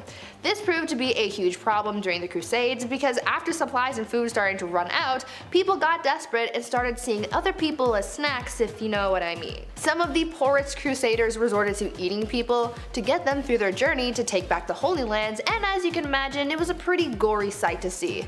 Knights back then recalled seeing enemy forces on spits and dismembered people just laying around in plain view. It was rough being a knight back then, and the amount of shortcuts and strategies people came up with just to survive got real dark real fast. And finally, at number 1, dehydration. On top of not having enough to eat, many knights from the Crusades also didn't have anything to drink, and many of them died of dehydration. Dehydration was especially deadly during heat waves. At one point, things got so bad for knights embarking on their holy war that 500 knights died of dehydration in just one summer back in 1097. Since it was such a terrible way to go, people started weaponizing dehydration, so to speak. This happened when the Sultan Saladin lured the enemy forces away from their water source and set fire to the grass around the enemy troops, causing them to overheat. Because they couldn't drink anything and because of the intense heat, the troops got too weak to fight back, and then they were defeated by Saladin. The elements were so intense that these knights really had it bad. Weaponizing dehydration, that is a super messed up thing to do, but back then, people were ruthless. Now before I wrap things up for today, I want you guys to leave a comment down below telling me if you would ever want to take a trip back to medieval Europe. I mean, yeah, it was pretty bleak, but I'm sure it had its gems, right? Number 10. Pressure to perform. In the Middle Ages, either partner in a marriage was entitled to coitus with their partners under any circumstances. It was called the marriage rite. This went both ways, and unless you were passionately in love with your partner and straight, this could be a nightmare. It was so sacred you could even get it on in a church and the priest would be like, yep, go for it. Failure to perform in the bedroom or anywhere was grounds for divorce, which was a huge deal at the time. Now the first problem here is a lack of consent, but the biggest problem for men who weren't inclined to sleep with their wives was impotency. There was no sympathy for men in these circumstances. If a wife accused her husband of this, then the couple would have to undergo a bedroom trial, where a crowd of wise elders, mainly grandmothers, aunts, and mothers, would watch the couple in their bedroom for 3 nights. If you were rich, this was even worse. These trials would be carried out in public, in court. Yeah, that's right, the wife had to prove that the husband couldn't get it up in court. Now he could call on women of the night to prove his prowess, if he was so inclined, but if it was proven that he couldn't, then the couple would be divorced. But the bottom line, the main point of marriage was to have children, and if there weren't any, then this failure was placed heavily on the man. Number 9. Beastly justice. I figured I would put a lighthearted one on this list. This actually made me laugh while I was researching it. Beastly justice was when animals had to go to court. They were also put on trial, like a full trial. It's wild to look back at a knight and the things they had to do for their kings and queens, but the fact that they also had to get up early and attend these courts, royal courts, where a wild animal was taking the stand. And it actually happened in history. This would happen after an animal runs through town. It would attack people, being confused and all, as most animals are, but the townsfolk would actually believe that the devil was involved in this animal's scheme. Like these animals worked for Big Red himself. In 1457, villagers in France had to deal with 6 pigs who ran wild and attacked locals. They did a lot of damage, so instead of just putting the animals down or setting them free, away from your town, they took them to a real trial. There was a judge, a couple prosecutors, 8 witnesses, a defense attorney for the pigs, which I gotta say, we should do a list just on that person alone. What a weird job. These pigs were hung from a gallows tree. A knight had to formally hang pigs after a trial was concluded. The 1400s were a wild time. Your Honor, due to my client being a pig, Number 8, a tanner. Even for a medieval peasant who never washed or cleaned themselves and literally lived in filth, this was a dirty job. Women were more commonly found in household chores or as milkmaids, barmaids, weavers, artisans, and tenant farmers. This job may have fallen mostly to men, and it was a rough one, I'll tell you. Men would rather go to war than do this job. You had to get skins from a butcher, along with the grime that covered it, which was mostly manure and blood. Then you had to trim the skins and get rid of all the hair. To do this, they had to let the hair follicles rot by sprinkling it with urine or soak it in a wood, ash, and lime solution. Can you tell which one was cheaper? Then they'd scrape off the hair and any skin before washing it again in pigeon droppings or dog poo to remove the lime and make it softer and more flexible. Or the craftsman might use fermented barley or rye with stale beer or urine, again, as an additive. This could take up to 3 months. 3 months plus longer, as there was more rinsing and stretching until it could be used. Leather was a crucial resource, so though dirty, it was a really necessary job, but oh my god. No thank you. Number 7, being a knight. Being a knight, obviously it sounds cool. They have the sword, they have the horse, the flowing hair, they're saving the damsel in distress, all that jazz that you picture in your head.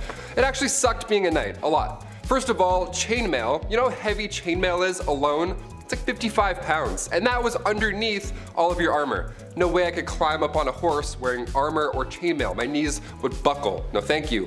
Being a knight is something that starts when you're 7 years old as well. You would be given to a noble to learn for 7 years, and then at age 14, you would become a squire. A knight's intern, not an ideal job to have when you're 14, but okay. But if you stick it out for just 7 more years, then you become a knight. And then you can get your chest blown off jousting. Neat. All that time just to get rocked by another bigger dude on a bigger horse. No, just no for me. Number 6, death by anything, but mostly violence. Life in medieval times was considered basically brutal and short. If it wasn't the plague, it was a cold. If it wasn't disease, it was the weather. If it wasn't the weather, it was famine. If it wasn't famine, it was violence everywhere else. It was a damn miracle if you survived childhood. If you had to pick any other time in history to live, like you couldn't live in this one. Taylor asked me this earlier and I had a response, but it definitely wasn't this time. Literally block this time period from your mind. Between 1330 to 1479, men could expect to die 9 years sooner than their female counterparts. The reason was violence against men by other men. But the biggest factor that made especially men's lives so short was the violence, as I mentioned. Think about it. It was men who were often called to war with only their farming tools, or if they were proper soldiers they would have had more, but they were called off to do jobs that literally required them to kill or be killed. Homicide levels in medieval England were around 10 times higher than they are today. This isn't to say at all that women were excluded from this. They were mostly the victims of this violence, but there was a culture around men that expected them to take part in violence to the extreme. From drunken brawls to duels to playful sword fights gone wrong, torment, there was a lot going on. Male gangs were responsible for most of the mayhem as they were bolstered with the need to prove themselves. But also, if you were about to get mugged in an alleyway and somebody wanted to fight you, which was very likely because everyone was on edge, it was good to have backup. Number 5, rat catcher. As the name hints towards, rat catchers are one of the worst jobs you can have in and around a castle. It's an important role, of course, like being a fool or a literal walking, talking toilet, which I'll get into later, but there needs to be a chasseur de rats. Chasseur de rats. I'm just gonna start calling myself that. Back in those times, rats and mice were the leading source of spreading disease. They didn't have city buses or, people walking around throwing bottles, and with these castles being big and dark, they were probably full of rats. Black rats were a common household problem, yuck, so in comes the well-respected rat catcher. These guys would sometimes try and use spells to get rid of rats. Wouldn't work really too well, but more often than not, that didn't work, so poison powders were the main trick of the trade. The most famous you probably heard of is the Pied Piper. He visited Germany, he arrived in this small town, and rumor has it this guy used a flute to drive all the rats just into the river. He does a musical performance and then exterminates all of your pests. If anything, he should be getting a bonus, but rather the town insists they weren't even gonna pay him, so he used his flute to make everybody just go away and leave the town forever. What an OG. He's like, you don't wanna pay me? No sweat. Number 4, the Crusades. Just imagine this. Thick, heavy metal armor, reflecting the heat from the sun back against you as you chug along the desert. Despite being in the Holy Land, this certainly sounds like hell. As I mentioned earlier, men were expected to go to war when called, even if they had no training or skill and like maybe knew how to use a toothpick but had no idea what a sword was. For many, it was a death sentence, and the First Crusades were particularly brutal because you weren't only being called to war because of, you know, honor, but you were being called to war because it was a religious thing. Getting there was awful in the first place, you might not even make the voyage. Then marches through the desert were long and hot, with soldiers constantly at odds with starvation, dehydration, disease, infection, the elements, and then of course a spontaneous attack from the enemy. So like you're exhausted and all of a sudden you have to be like, fighting somebody to save your life. There are even stories of some of them boiling shoe leather to eat it because they had nothing else. And after what we know of tanning, many crusaders justified their suffering as a part of the spiritual journey, so if you did fall ill to disease, you were just kinda left by the side of the road to die alone. Number 3, groom of the stool. Nowadays, assistants grab your coffee for you, maybe they answer some phone calls, keep the business running while you're off doing your other business stuff. Assistants are vital. The groom of the stool was quite vital when it came to the king. Created by King Henry VIII, the role was to assist the king's bowel movements. Yeah, you had just a box with you that you carried at all times, little opening lid, smelled horrible, and you would literally follow the king until he needed to use you. Yeah, porta potties weren't a thing, and there's no way you're going to catch a king in the woods. In fact, you won't even catch a king wiping his own behind. That was also reserved for the groom of the stool. Lucky you. And this stool, you would have water, towels, a wash bowl, the whole setup, and you're probably thinking, Taylor, which poor soul had to be stuck with this role? What must you have done to deserve such a punishment?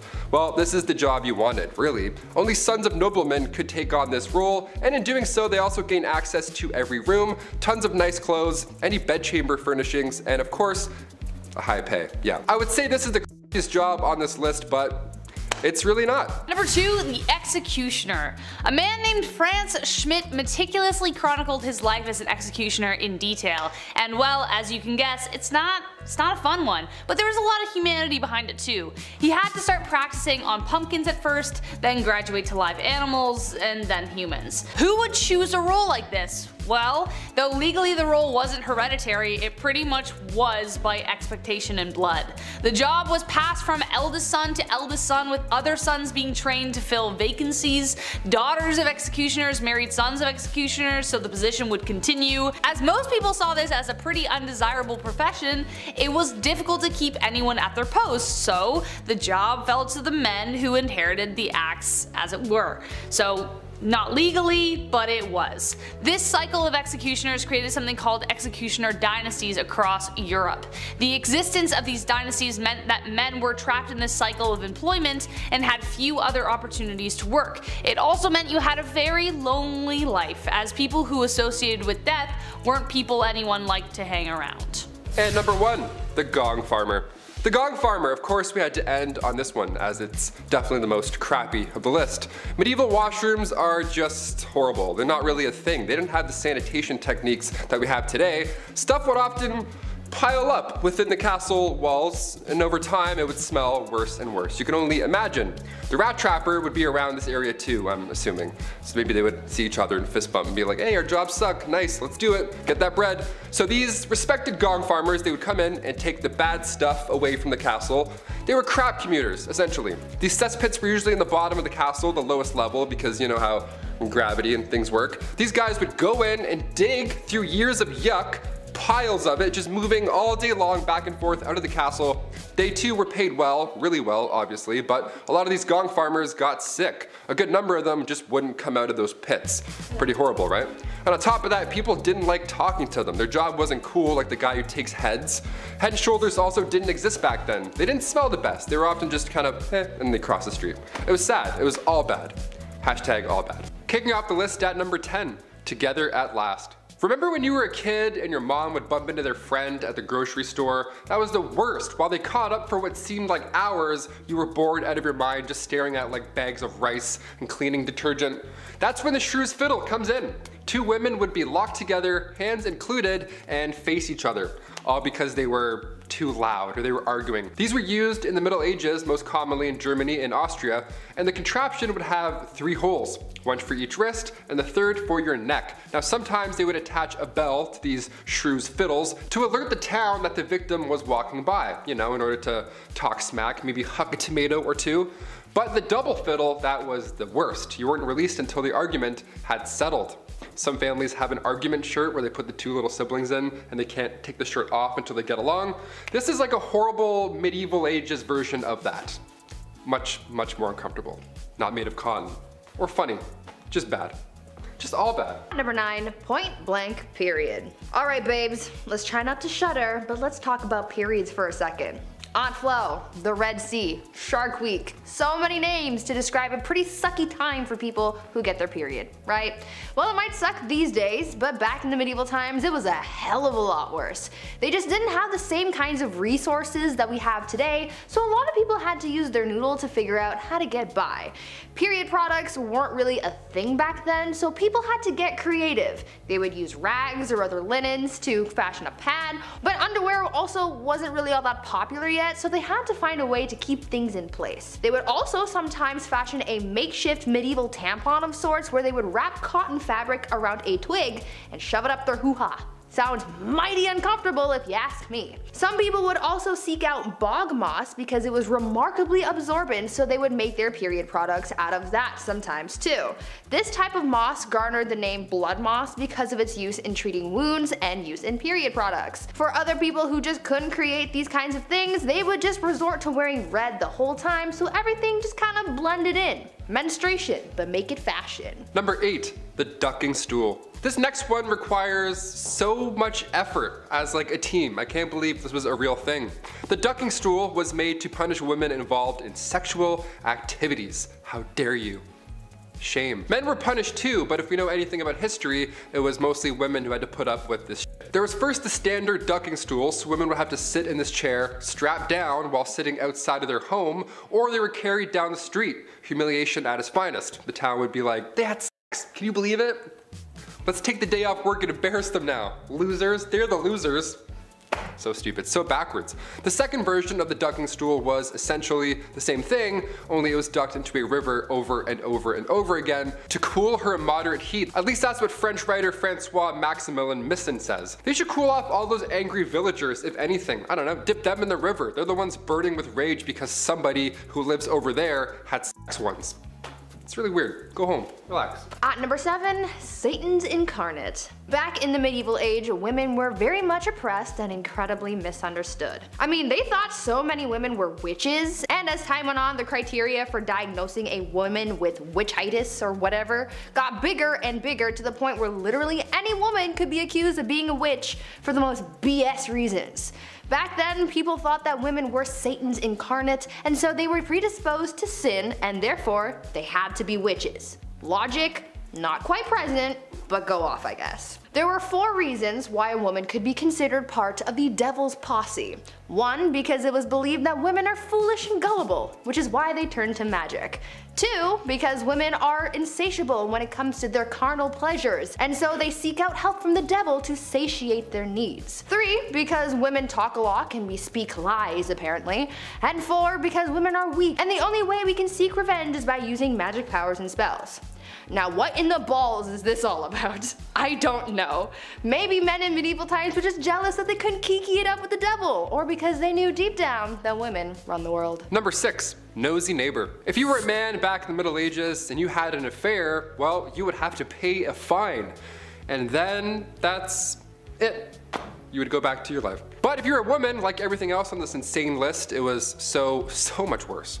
Affairs happen a lot, okay? It's normal. Remember that Ashley Madison scandal back in 2015? It sucks, but also it's not surprising at all. This isn't news to us.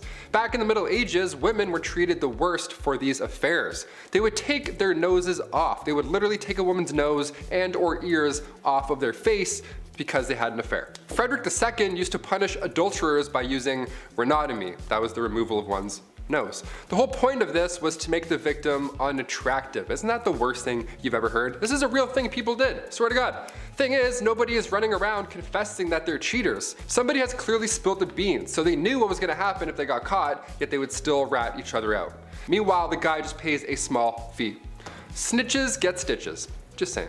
At number 5, married young. Lots of people get married at different ages. I mean, I know people I went to high school with who are already married, and I know people who didn't get married until later in life. But in medieval times, women, or rather girls, were getting married off at very young ages. At just 12 years old, a girl would reach the age of maturity and was then entitled to marry, usually to someone her parents had already chosen for her. To me, that just sounds so unfair, right? I mean, this kid hasn't really been able to live their life, make mistakes and learn from them, and now they're expected to be a wife and soon a mother?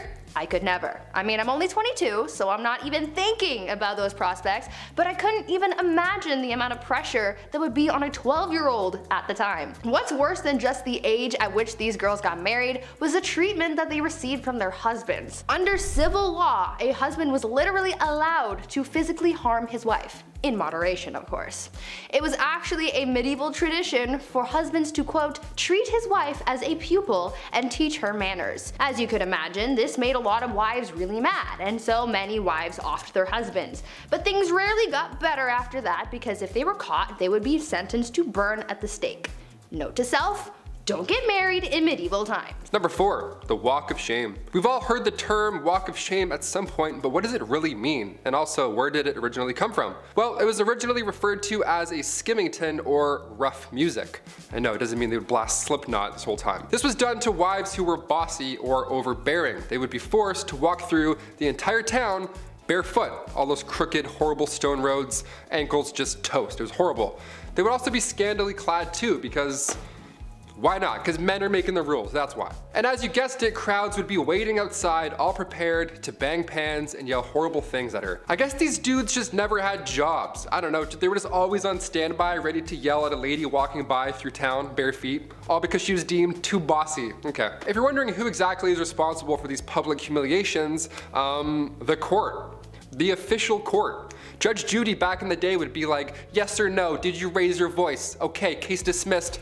Take your shoes off, we're done here. What a joke. At number 3, ladies of the night. Sometimes you gotta do what you gotta do to get that coin, right? We all have our side hustles and dead-end jobs to be able to afford rent and whatnot. And sometimes we're not exactly proud of the work that we do to make money. It was the same back in medieval times. People had to find any means to make money, and for a lot of women, they used what their mama gave them to support themselves and their families. One of the more positive sides of life for women in medieval times was the fact that being a woman of the night was actually a recognized profession. Later on throughout the times, this profession would be deemed illegal, but in medieval times, it was as common as being a baker or something. These women were actually considered to be merchants because they sold their bodies as if it was any other sellable good. Being a woman of the night was such a common and widespread profession that nearly every town in medieval times had a brothel, even in towns with small populations. So yeah, maybe they didn't have that big of a marketplace, but they no doubt had a place where you could go see some quality mommy milkers. Number 2, grand theft witchcraft. If you were a woman in the Middle Ages, you were accused of being a witch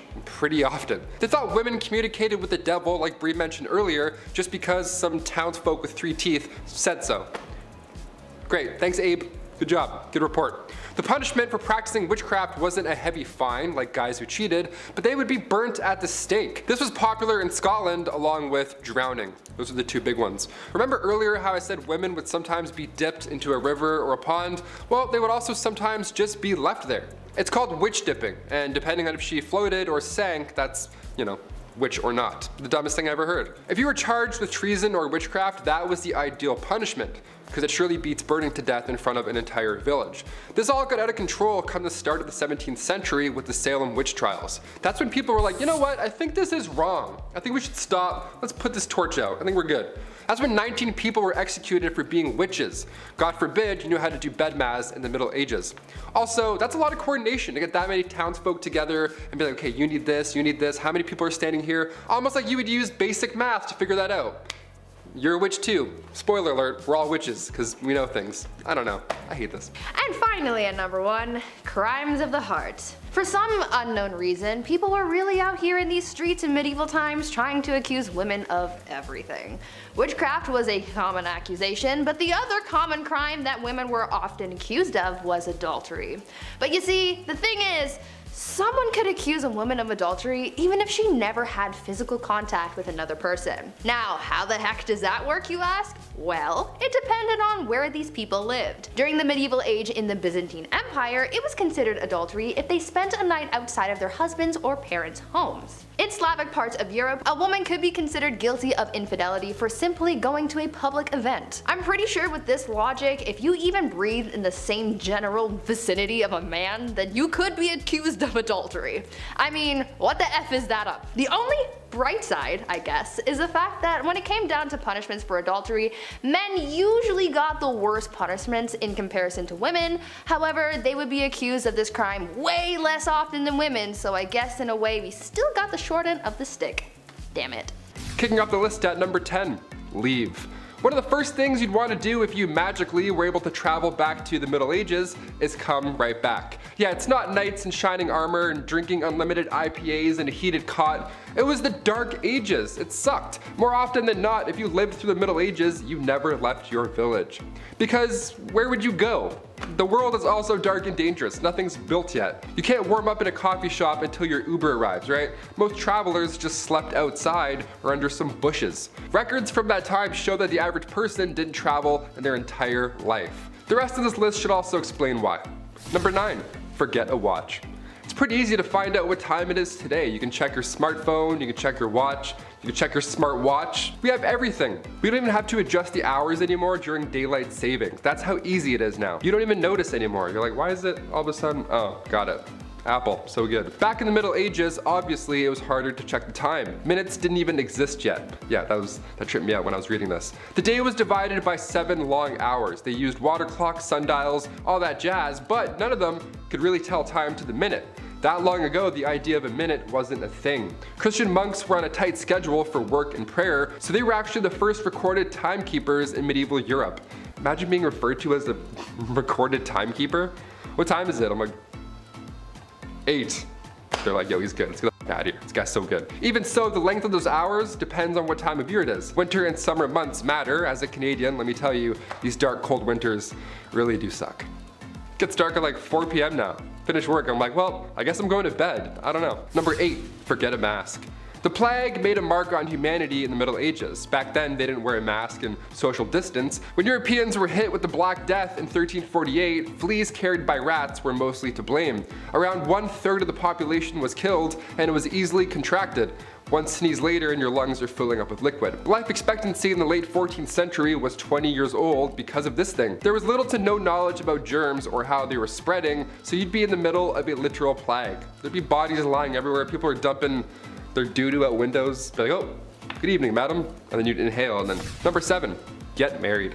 Love is in the air, and in the Dark Ages, marriage was difficult to do. This was long before divorce lawyers came around to get every last drop of you. It was so easy that if you loved somebody, you would just announce that now you're married. Chris, we're married now. Isn't that crazy? That's how easy it was. Boom. No need for a priest, big celebration, paperwork? Who has time for that? Nobody likes that. Sex before marriage, of course, was also a no-no, so if somebody just happened to wander into the wrong chamber and caught you doing the dirty, all you'd have to do is lie on the spot and say that you're married, and then be like, get out, weirdo, and they're like, ah, crap, they're married. We'll try again later. But more often than not, witnesses would be asked to be present when this marriage happened, because the sad reality is that guys would often go through all this, get in bed, do the and then deny ever agreeing to the union in the next town when he's shacking up with somebody else. Horrible. Number 6, disturb the peace. When the Toronto Raptors won the NBA championships here, the place looked like Gotham City. Buses were flipped, there was garbage everywhere, people went nuts. Well, it's a good thing basketball wasn't around back in the Middle Ages, because if you disturbed the peace in your local town, maybe you got too drunk, maybe you had an argument, got too loud, maybe there was even a scuffle in an alley, an old 1-2. These situations that are common today usually end up with a slap on the wrist. They'll just send you in an Uber home or put you in the drunk tank. But do any of those things in the Middle Ages and you were locked up in the center of the town for an entire day.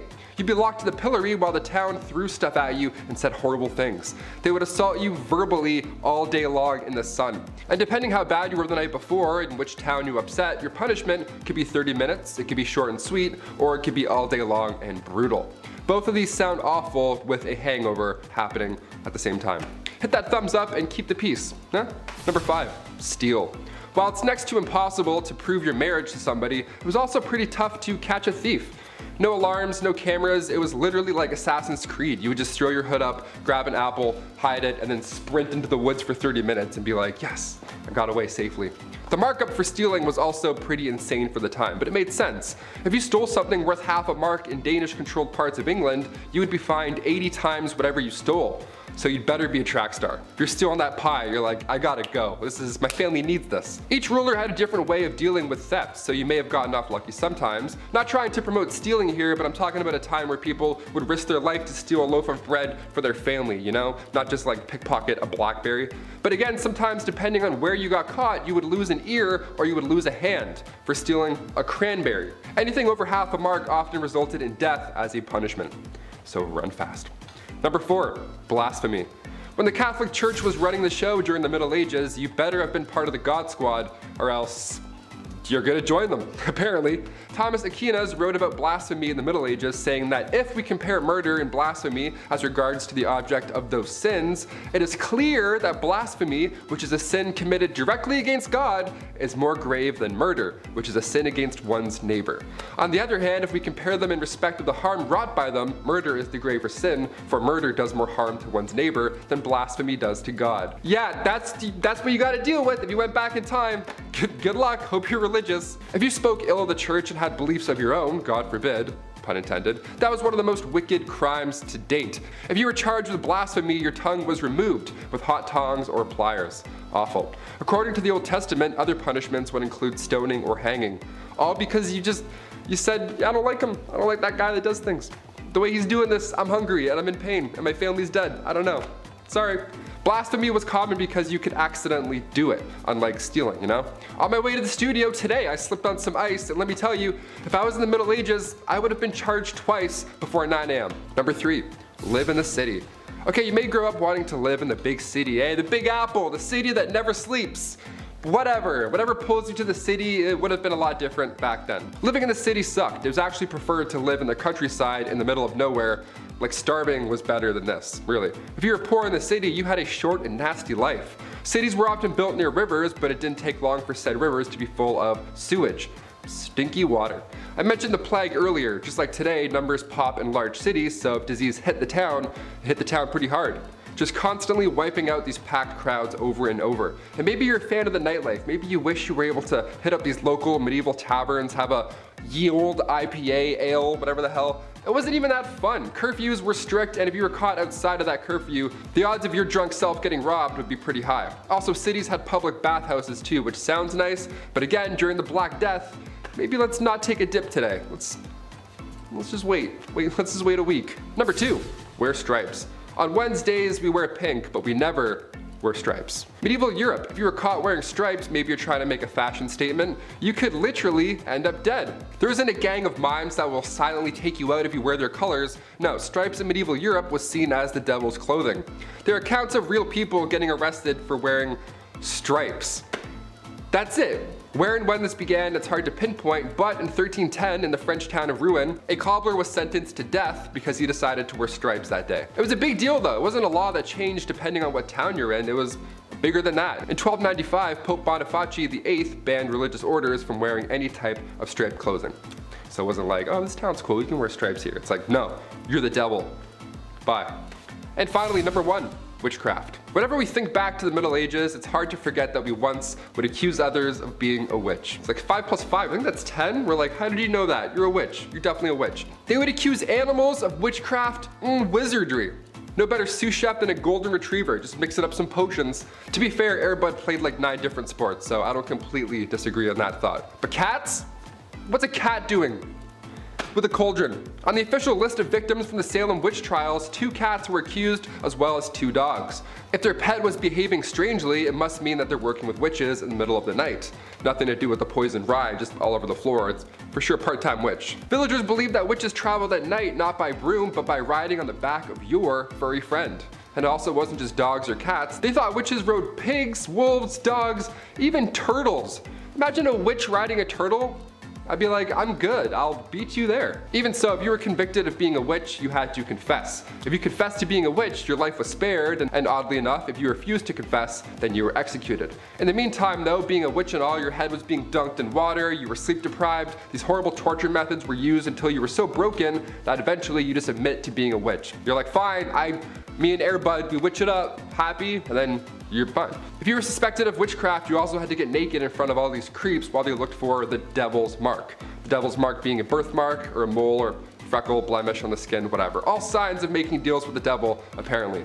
This thing I would have gone to jail for sure for this one. I would have been dead for this, that's huge. Number 10, Where's My Mummy? Interior of a Kitchen, Oil on Canvas, by Martin Drolling, was painted in 1815 and depicts shades of browns, tans, beiges, and golds that were remarkable of the era. Where did he get these colors, some had wondered? Well, good old Martin had a little help from the dead. Mummy Brown was appropriately named as it was made up of, you guessed it, ground up mummies. From the 16th to the 19th century, many painters favored the pigment and it remained available well into the 20th century, even as supplies dwindled. Egyptian mummies are rare nowadays, not because a few survived thousands of years in their tombs, but because few survived the aesthetic and cannibal demands of Europeans. Eating Egyptian mummies reached its peak in Europe by the 16th century. Mummies could be found on apothecary shelves, either in broken shards or ground into powder. So why did these nutcase Europeans believe that there was medicinal value in a mummy? Bitumen, abundant in the Middle East where formed in geological basins of the remains of tiny plants and animals, it could be semi-liquid or semi-solid. It is viscous when heated and hardened when dried, making it useful for broken bones and rashes. Supposedly bitumen with wine cured chronic coughs, and combined with vinegar, it'll dissolve clotted blood. Other uses included the treatment of cataracts, toothaches, and skin disease. Because of the stickiness, it was called mum or mumia. You see where the mix-up is coming in? So when the invasive colonial Europeans saw the black stuff coating these ancient remains for the first time, they assumed it to be that valuable bitumen, or mumia, they'd heard about. They were quick to start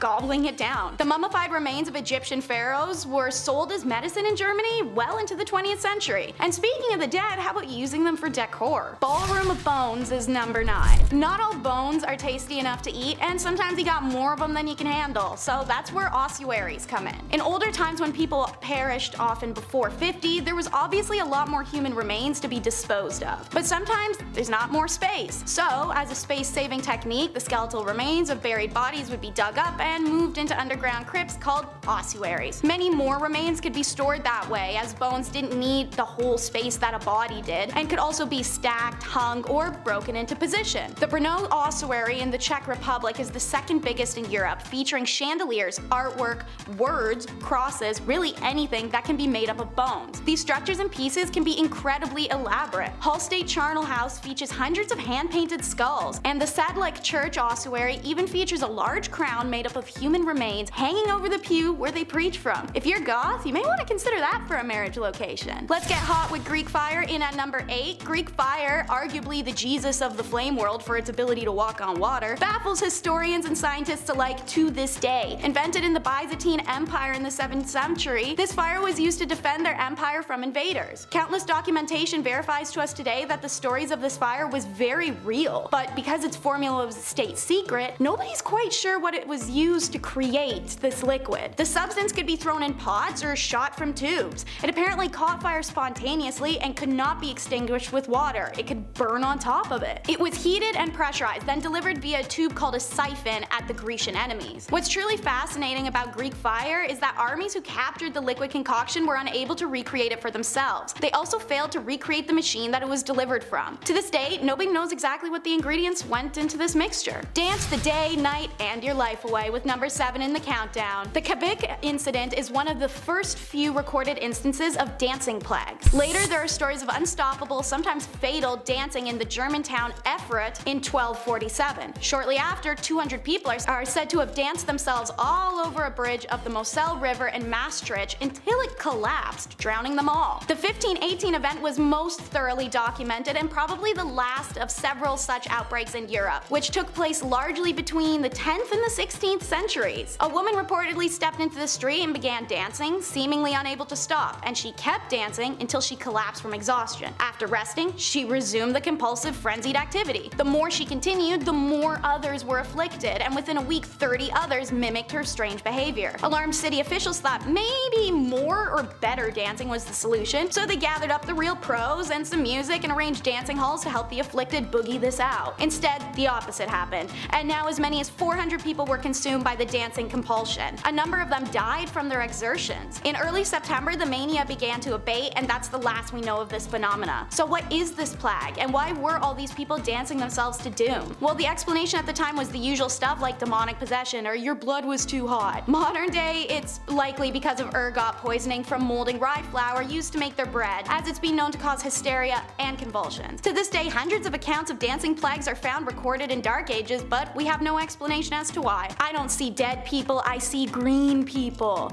The Woolpit alien children are number 6 in our countdown. Two English chroniclers reported a story from the 12th century that villagers of Woolpit discovered 2 children, a brother and sister, who had green skin and spoke an unknown language. The children were quickly taken to higher officials, Richard D. Colnay's house, where he attempted to communicate and failed. The children also refused to eat for days on end until seeing green beans in the garden, which they ate straight out of the ground. They stayed with Richard long term as he converted them to a normal diet, and they started to lose the green pigmentation. Obviously, after time and growth, these children learned English, and when they were asked where they were from, they told Richard, "We are inhabitants of the land of St. Martin, who is regarded with peculiar veneration in the country which gave us birth." They further explained that where they were from, everything was green, and they had been tending to their father's animals that they followed into a cave. Emerging out of it, they found themselves in Woolpit. "The sun does not rise upon our countrymen. Our land is little cheered by its beams. We are contented with that twilight, which among you precedes the sunrise or follows the sunset. Moreover, a certain luminous country is seen not far distant from ours and divided by a very but considerable river." Shortly after this description of a non-existent land, Richard took the children to be baptized in a local church. However, the boy died very shortly after from an unknown illness. The girl, known as Agnes, grew into adulthood and married. She remained private and spoke little to many, and so the secret of their original homeland died with her. Children's Crusade is number 5. Joining Where the Wild Things Are and Labyrinth for most bratty and annoying kids is a boy in some stories named Stephen, who claimed to have been given a divine message from God to go forth and conquer the world. He was 12. Anyways, Stephen approached many royals looking for resources only to be turned away. He even asked for the support of King Philip of France, who very rationally told the kid to go back home before bedtime. This was directly after the Holy Land Crusades, so it was mainly due to the fact that they believed he wanted to live out a hero legacy like his idols because he was 12. Like prepubescent boys, Stephen wasn't going to drop it when told no. He instead started preaching and recruited a band of faithful children to lead them into the Holy Land. One day, having found someone to supply his large gaggle of children, reportedly over 1,000, with a boat, Stephen loaded everyone up unarmed and unprepared and took to the seas. They were never seen again. It's believed Stephen's ship sank, or the children were stolen by the ship crew and brought to Egypt for other unfortunate purposes. No matter what happened, the preachings of Stephen led to what's believed somewhat between 1,000 and 10,000 children to their demise. Stephen is one of few documented children crusaders, none of which can technically even be labeled as a crusade, because to fall under that title, a mission had to be delivered and blessed by a pope. No children's crusade was ever approved. Speaking of holy crusaders, the fate of the Templars is number 4 in our countdown. Founded in 1118 as a monastic military, their duty was the protection of pilgrims as they traveled to the Holy Land following the Christian capture of Jerusalem during the First Crusade. The Knights of Templar quickly became one of the richest and most influential groups of the Middle and Dark Ages, erecting banks, castles, and churches. Their wealth would be their downfall. A secret letter detailed black magic and scandalous sexual activities that was sent through France. The reality of this document was that it was made by King Philip of France, who notoriously stole and plundered from anyone he could. In response, more than 600 Templars are arrested, as well as hundreds of non-warriors who handled the day-to-day work such as banking, farming, and organizing. The men were charged with a wide array of offenses including heresy, devil worship, spitting on the cross, homosexuality, fraud, and financial corruption. The Templars, meanwhile, were kept in isolation and fed fed meager rations, all while facing brutal torture. Given the extreme conditions of medieval methods, it's not a surprise within weeks, hundreds of Templars just confessed to false charges. Their lands and money were confiscated and officially dispersed to another religious order, the Hospitallers, although greedy Philip did get his hands on some of the cash he coveted. Didn't know this guy was real, but the Pied Piper is number 3. The proof is etched in the Hamlinia face itself, an inscribed plaque on the stone facade of the so-called Pied Piper's house dating to 1602 reads AD 1284. On the 26th of June, the day of St. John and St. Paul, children born in Hamlin were led out of the town by a piper wearing multicolored clothes. After passing the Calvary near Koppenberg, they disappeared forever. The tale in fact has survived a very long time. Originating as medieval folklore, it inspired the Grimm brothers' legend The Children of Hamlin, and one of Robert Browning's best known poems, The Pied Piper of Hamlin. While there are some small differences in the stories, the basics remain the same. The piper was hired by the people of Hamlin to rid the town of rats. Trailing after their hypnotic notes, the rat catcher and his magical flute made them go to their demise. But when the town refused to pay the piper for his service, the savior came for Hamlin's children. Entranced by the notes of his magic flute, the boys and girls followed the piper out of town and simply vanished. So what happened to Hamlin's children? One theory is that the Pied Piper played the role of a so-called locator or recruiter. They were responsible for organizing migrations to the east, and they were said to wear colorful garments and played an instrument to attract the attention of possible settlers. Popular opinion is, if this is the case, the children may have been taken to the Berlin area, as the family names common in Hamlin at the time show up in surprising frequency in areas of Uckermark and Prisnick, near Berlin. An entry in Hamlin's town records dating 1384 laments that it's 100 years since our children left. The stained glass window in town St. Nikolai Church, destroyed in the 17th century, but described in earlier accounts, reportedly illustrated the figure of the Pied Piper leading ghostly white children away. And St. Anthony's fire, number 2 in the countdown, is not as cool as it may sound. When people of Paris were tormented with painful boils, sores, swelling, and the sensation of fire in their skin, the only cure seemed to be a trip to St. Mary's Church in Paris. There, Duke Hugh the Great nourished the ill with his holy grain stores, said to help the ill recover. And they did. But as soon as they returned home, they had the plague again with terrible illness. The cause? St. Anthony's fire. The disease starts with faint burning in the skin. Soon red spots covered the infected person's body, who felt like their limbs were on fire. Arms would swell and turn bright red, then terrible hallucinations would plague them, convincing them they were being assaulted by demons or dragged to hell. Finally, gangrene would set in, and the victim's fingers and toes would drop off one by one. Once infected, few survived. So what caused this horrible disease, and why did Holy Grain cure it? Well, if you've seen our video Top 10 Unusual Events from Medieval History, you may know about ergot poisoning. It's a fungus that grows on rye during cold and damp conditions. When the grain is ground up and then made into bread, people consume the fungus, and poisoning ensues. So Duke Hugh's stores of holy grain were better maintained because of his status, and they weren't contaminated with ergot. When people ate his grains, their ergotism went away, but as soon as they returned home and they consumed their contaminated grains, they were poisoned again. Ergot would remain undiscovered still for years to come, and many forms of ergot poisoning would manifest in this time. Number 1 takes the video title seriously though, the Dark Age. It's said the 9th plague of Egypt was complete darkness that lasted for 3 days. Well, this may not be entirely wrong, with the exception of it actually being 18 months. In 536 AD, it's said a huge portion of our world went under a dark, mysterious fog that fell on Europe, the Middle East, and parts of Asia. The fog blocked the sun during the day, causing temperatures to drop, crops to fail, and people to die. As a result, countless documents were found in this country of mysterious darkness. However, they weren't taken seriously until the 1990s, when researchers in Ireland noticed the rings on the inside of trees indicated some funny business around 536. Summers in Europe and Asia became 35 Fahrenheit to 37 Fahrenheit colder. China even reporting summer snow. They realized that the ancient witnesses were really actually onto something. They weren't being hysterical or imagining the end of the world. Now researchers also discovered what may be the main source of the darkness. A volcanic eruption in Iceland in early 536 helped spread ash across the northern hemisphere, creating a fog and altering the global climate patterns, causing years of famine. With this realization, accounts of 536 become real horrifying real fast. I mean, put it in perspective. One day the world is plunged into darkness, and then the sun just never rises again. In primitive times especially, this seemed to have a traumatic effect. "We marvel to see no shadows of our body at noon," wrote Cassiodorus, a Roman politician. He also wrote that the sun had a bluish color and the moon had lost its luster and the seasons seemed to become jumbled together. Well, so in at number 10 we have witch marking. I'm trying to avoid some things we've already covered in similar videos, so while we've discussed witches, let's talk about witch marks. So during the English and Scottish witch hunt days, there was a belief that witches always had a natural skin mark. This could be a mole or a scar or a pock mark or even a really bad zit. So when they came across a woman whom they thought were a witch, but she didn't have any of those markers, that was the end of it, right? She isn't a witch? Well, no, they gave her a skin mark instead, specifically by using a pricking needle which the witch hunters would carry. These needles repeatedly pricked the flesh of the accused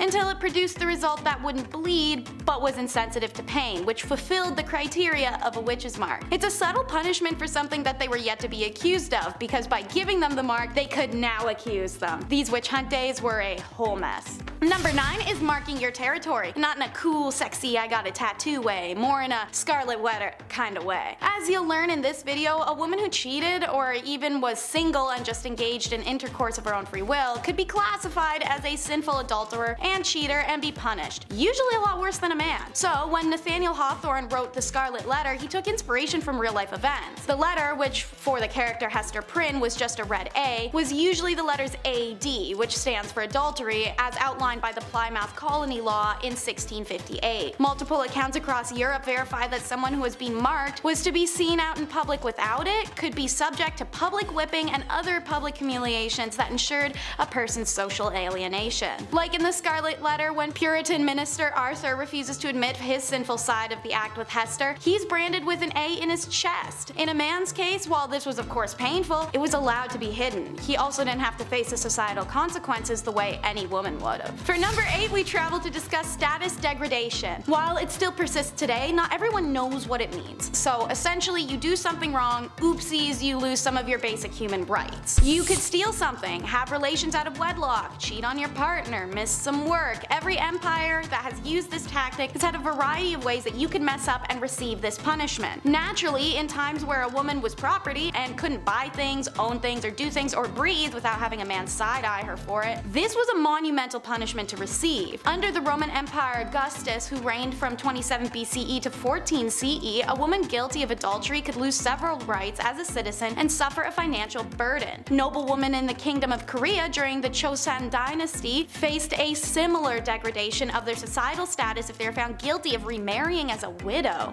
This intentionally made it hard for Korean women to remarry, as they would have nothing to offer a new husband, no inherited lands or funds, and a societal belief deemed her as used goods. Even the descendants of widows at the time who had remarried faced status degradation. They were barred from ever holding office. Adulteresses in the Chosun were stripped of many of their rights and privileges once they were demoted to low-born statuses. As serious as these punishments may seem, some high-status women who committed adultery in the Chosun dynasty faced an even graver punishment, which was death. So why take someone's status from them as a criminal punishment? Well, because aside from the fact as a woman you'd essentially be left jobless, homeless, and without any family, it's because of a cheater's fama. Number 7. While fama is a Latin term for reputation and good name, every country had its own version of this fama. And if you cheated, or were even just accused of cheating in 13th century France, which by the way happened a lot because husbands just want to get rid of their wives, the woman was always the center of the punishment, even if that was the man who had been cheating. This is because the status is all a woman ever had for a very long time, and the name of her family's reputation laid on her shoulders. Thus, all that pressure to be religious, virtuous, and most importantly, a submissive woman. The customary laws of Agen province list public humiliation for both the wife and her lover as the appropriate punishment for adultery. If the man could escape before or even after arrest, he could get off without any punishment, and his partner had to face her punishment alone. The woman got no such reprieve, even if she was just the mistress he cheated on his own wife with. In fact, if she tried to escape arrest, it warranted a death sentence. Women whose fama suffered through public shaming, walk of atonement, were no longer deemed honorable members of society, and seeing as standing of individuals before law at the time was often based on their reputations, what others thought of them, and how they behaved in public,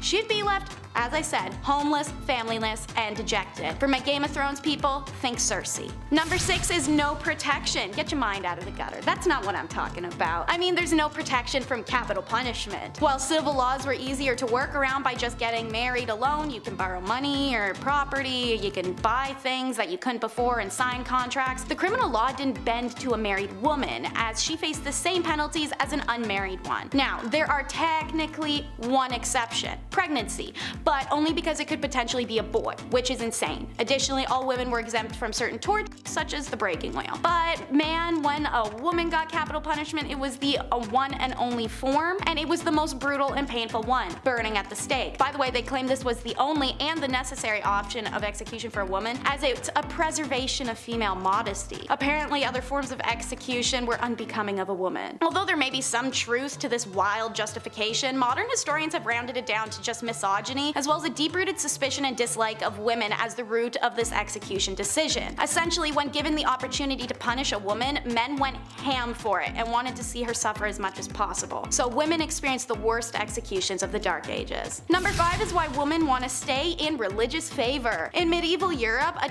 device was literally invented for women who defied their religious beliefs. Pyramid-shaped and made of wood, the woman who dared to defy her god should fear this. See, they would bind the woman's hands and ankles and then sit one of her 2 openings on the peak of the pyramid. She would then be incapable of shifting her weight anywhere else and was forced to put her weight down on the tip. It would slowly slide upwards and inwards, and the longer she was pressed down on it, the more her body split apart. These women would be left for days on end sometimes on this device. The device's slow, agonizing death can be compared only to the shame it inflicted as well. The woman was stripped nude and forced to suffer this torture in public for all to see. Number 4 is harems. To start, the word harem is derived from the Arabic word harim, and it often means sacred, forbidden, and sometimes sanctuary. This was an accurate name as only women's household members and some related male members were allowed to enter a harem, which was an honored women's space. The harem was the ultimate symbol of a sultan's power. His ownership of women, mostly slaves, was a sign of wealth, power, and sexual prowess. The seclusion from public gaze also inflated this power more so.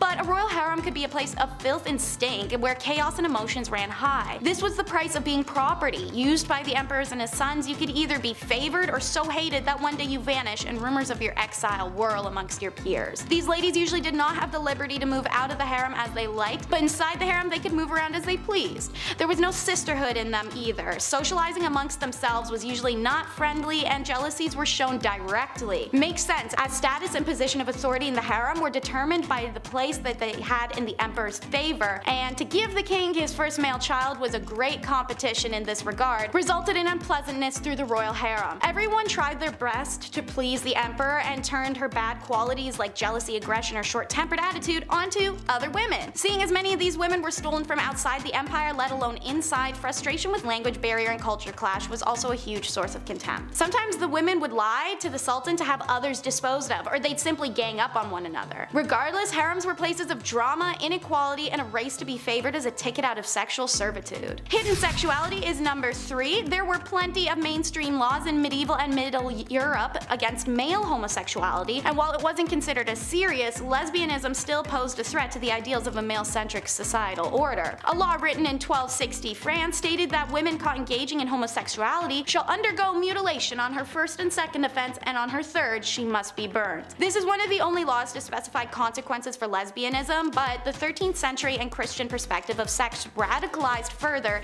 into modesty. Lesbianism was equated to sodomy at that time point and therefore carried a similar sentence: death. There is sufficient evidence of lesbians in Middle Ages, most of which come from the church. Turns out many nuns were sexually active lesbians, and the church directly acknowledges their presence by having to pass laws establishing penalties for nuns caught having sexual relations with each other. So not only were they having sexual relations with each other, but it was enough that the church had to do something about it. For example, during the 8th century, Pope Gregory III gave penances of 160 days for unnatural female acts. Still, no torture or death though, this is because as long as phallus or other phallus-shaped objects weren't used or involved, the relationship wasn't considered real intercourse. Real intercourse involved procreation after all, so eventually when Christianity upped the ante, however, any sexual act that caused pleasure, which now included lesbian intercourse or plain old self-stimulation, was now considered sin. So like most women of the Middle Ages, even bisexual and lesbian women had to settle down for a man at that point. Anyone who struggled with sexuality can imagine how dreadful it would be to live that way. Divorce was a nightmare, which is why it's number 2 in our countdown. Laws worldwide were unforgiving of divorces, literally always to the woman. In Chinese laws, a woman could only divorce her husband if he mistreated her family, not even her. He, on the other hand, could divorce her for anything. Some accepted grounds for divorce were failure to bear a son, evidence of being unfaithful, lack piety to the husband's parents, theft, suffering a virulent or infectious disease, jealousy, and talking too much. Pretty superficial list, but in Chinese society, divorce was a serious action with social repercussions for both parties, so consequently divorces were not as common as they may sound. She could not be divorced if she had no family to return to or if she had gone through the 3-year mourning period for her husband's dead parents. And speaking of family, during the Han Dynasty, unmarried women brought a special tax on their family, and women with babies were given a 3-year exemption from the tax and their husbands a 1 year, so there was a huge push to get married. Meanwhile, in medieval England, their similarities are stark. They too had a small number of divorces despite an expansive list of reasons to do so, such as there was a discovered blood relation between the individuals, or impotence, or fear used to obtain consent, marriages entered into under false pretenses, things like that. In many of these cases, the lack of sufficient evidence made them difficult to prove and thus deterred people from taking their cases to court. And number 1 is the tradition of foot binding. It existed for around 10 centuries, and there are women alive today who still have feet that are the result of feet binding. Foot binding involves systematically breaking the feet and shaping them inwards. This tradition started in the 5 Dynasties 10 states period of the 10th century, when beloved concubine of the emperor built a gilt lotus flower stage and performed a dance on bound hoof-shaped feet. Being a beloved concubine, the other concubines of the emperor attempted to imitate her feet to curry his favor. So foot binding began within the royal court and spread through China as the next fashion fad. It's done in a ritualistic ceremony accompanied by a variety of traditions to ward off any bad luck. They began by tucking the toes under the feet and using a long, tight ribbon wrapped up to the ankle to hold it all in place. Anytime the foot grew, they broke it inwards more, a process usually taking 2 to 3 years. The foot would remain bound for the rest of a woman's life. There is a whole list of issues this caused. Outside of extreme agony and being a handicap, it caused some women pain for the rest of their life. Their walk was changed, as was their posture, and the idealism of a slim body to lighten the pressure on one's feet was all the rage. The binding of feet actually caused the women to develop strong muscles in their hips, thighs, and buttocks, so much that the characteristics were considered physically attractive to Chinese men of the area, aka the girlies were thick. When colonization came to China, Western women boycotted foot binding, going as far as to catch women with bound feet and cut off their bindings. A humiliation because these women would never ever show their bare feet to anyone, let alone even husbands. And many of these women lost their husbands when the Western boycott worked. A lot of girls who had had their feet bound in order to become marriageable suddenly found themselves abandoned by their husbands because foot binding was no longer fashionable at all. Kicking off the list at number 10, an arming squire. Being a knight. Okay, obviously this sounds cool on paper. They have the sword, they have the horse, the flowing lady, the gal on the back of said horse. They're saving the damsel in distress or something, right? Sometimes they lose a hand like Jaime Lannister, but that's just what being a knight is all about, right? Also, spoiler alert, if you haven't seen Game of Thrones 9 years ago. It wasn't always a fairy tale epic being a knight. First of all, this process starts when you're 7 years old as well. So you would be given to a noble to learn for 7 years, and then at age 14, you became a squire. Ah yes, a noble squire. We've heard this term before. What do they do? Well, it's a knight's intern. Yeah, not an ideal job to have when you're young, but it's a job nonetheless. Also, you had no choice, so you had to do it. Welcome to the Middle Ages. Arming squires, they had a lot of responsibility. Arming squires would repair a knight's armor while they were still wearing it. Yeah, how fun is that? Oh, which buckle was it? Ah, yes, that one. Yeah, fixing up chainmail on a grown man's thigh. Not ideal. Welcome to the Dark Ages. Pretty dark. Also, after these epic, messy battles, arming squires would have to clean everything off of their armor. Yeah, everything. A lot of yuck going on in that business day. This was long before Dawn soap was also a thing, so they had to clean with urine. Yeah, gross. So gross. It gets worse and worse. Welcome to the Dark Ages. Number 9, Plague Bearer. Yep, this one's as awful as it sounds. The title of this one really gives it away. The hot summer of July 1665. What to do with all of these poor souls who have been hit by the plague in the Dark Ages? Where do we put them? What do we do? You can't just hide them all in the catacombs this time around. So now what? Well, a plague bearer, he's got your back. Church wardens would organize burials, right? This was a normal thing even back in the Dark Ages in the 1600s, but when the plague hit, they had to change things up a little bit. If somebody had the plague, these guys would be responsible for transporting them far away and then burying them. A church would house these plagued souls away from society. How grim is that? But it's probably a great call, all things considered. Poor guy. Number 8, a knight. When we think of the knights in, the Dark Ages and stuff, we often forget about the silly royal duties that one had to attend to. Yeah, you thought jury duty sucked. Oh boy. Beastly justice. You ever heard of this? If not, buckle in. Beastly justice was when animals had to go to court. Yeah, they were put on trial as well as humans.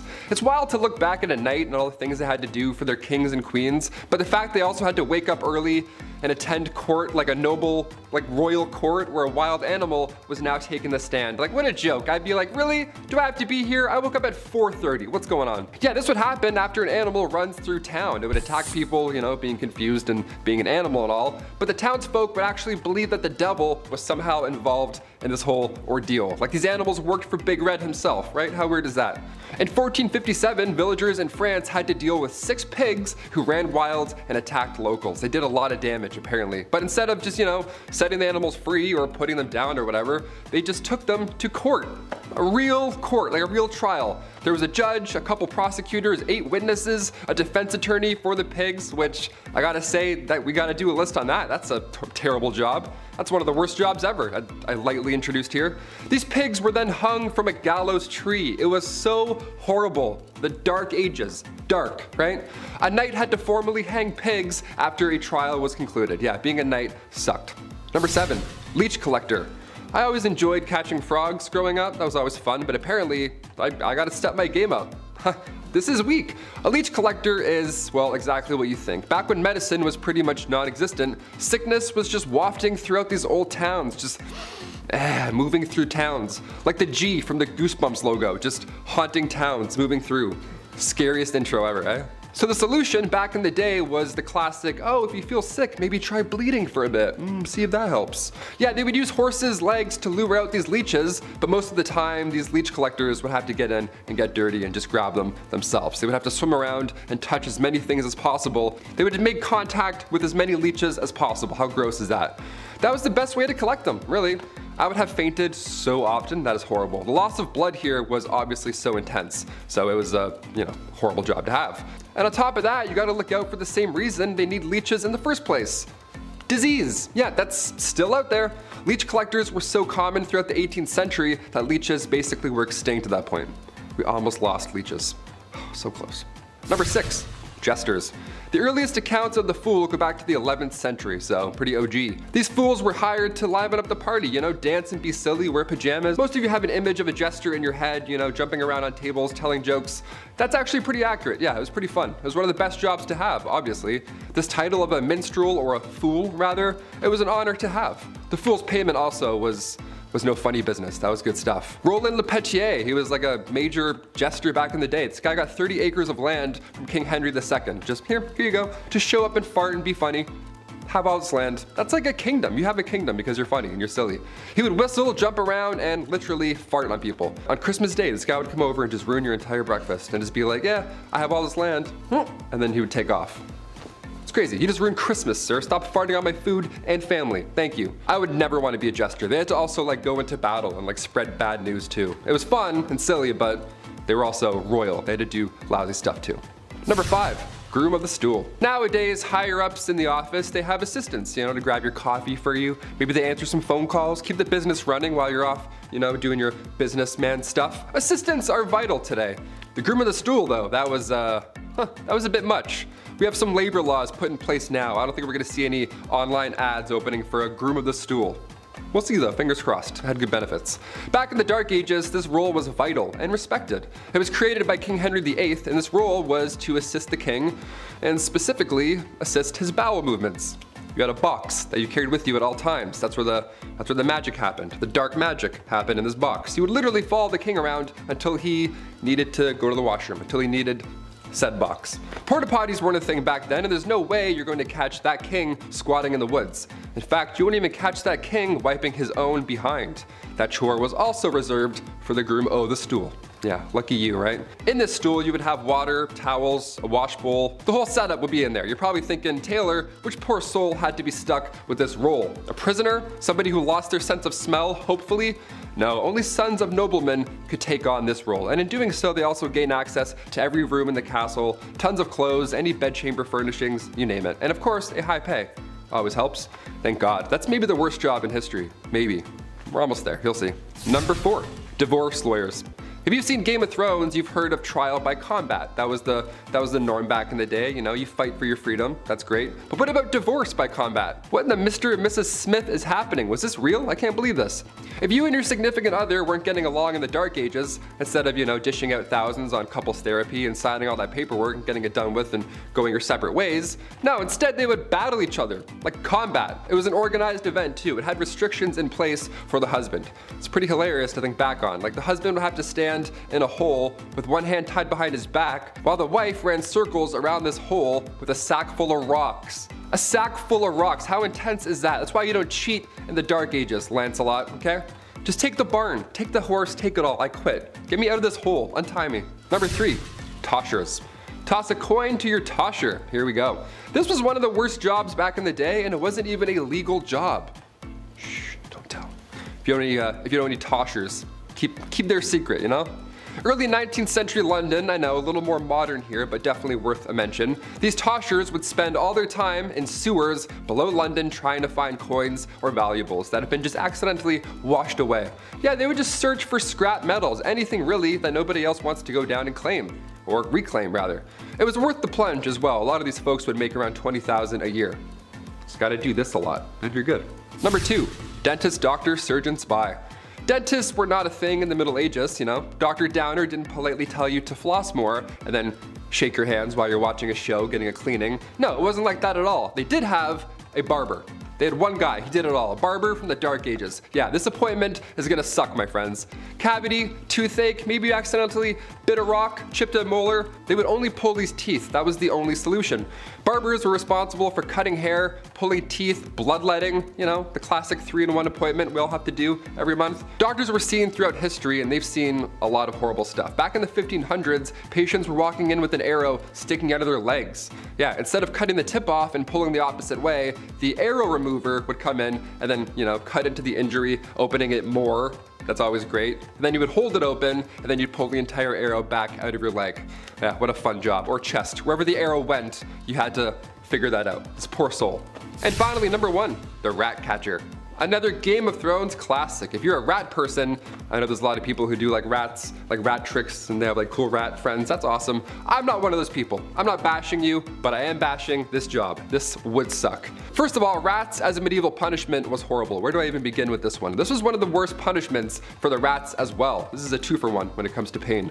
A rat trap involved a man being tied down to something, and then a metal enclosure would be strapped to his abdomen or chest. And then inside this enclosure, they were rats, and they were also like tucked away. And then historically, they would heat the metal enclosure and the rats would panic and try and get out, and they would chew through the softest part, which in this case was your chest or abdomen. It was horrible. It was an absolute nightmare. But these rats had to come from somewhere, or rather, someone. As the name hints towards, rat catchers are one of the worst jobs you can have in, or rather out of a castle. It's an important role, you know, just like being a fool or a literal walking, talking toilet. There needs to be a chasseur de rats. Back in those times, rats and mice were the leading source of spreading disease, and with these castles being big and dark, there were probably a lot of them hiding. Black rats were a common household problem, so we need to get those out. So in comes the well-respected rat catcher. These guys would sometimes try new spells to get rid of the rats. Wasn't always helpful, wouldn't work. More often than not, didn't work. So poison powders were the next main trick here. Also, the Pied Piper, he was an OG. Historically, he would do a musical number to exterminate your pets. If anything, he should be getting a bonus. Any rat catcher, actually, today or back in the Dark Ages, you deserve a bonus, my friend. You're a brave soul.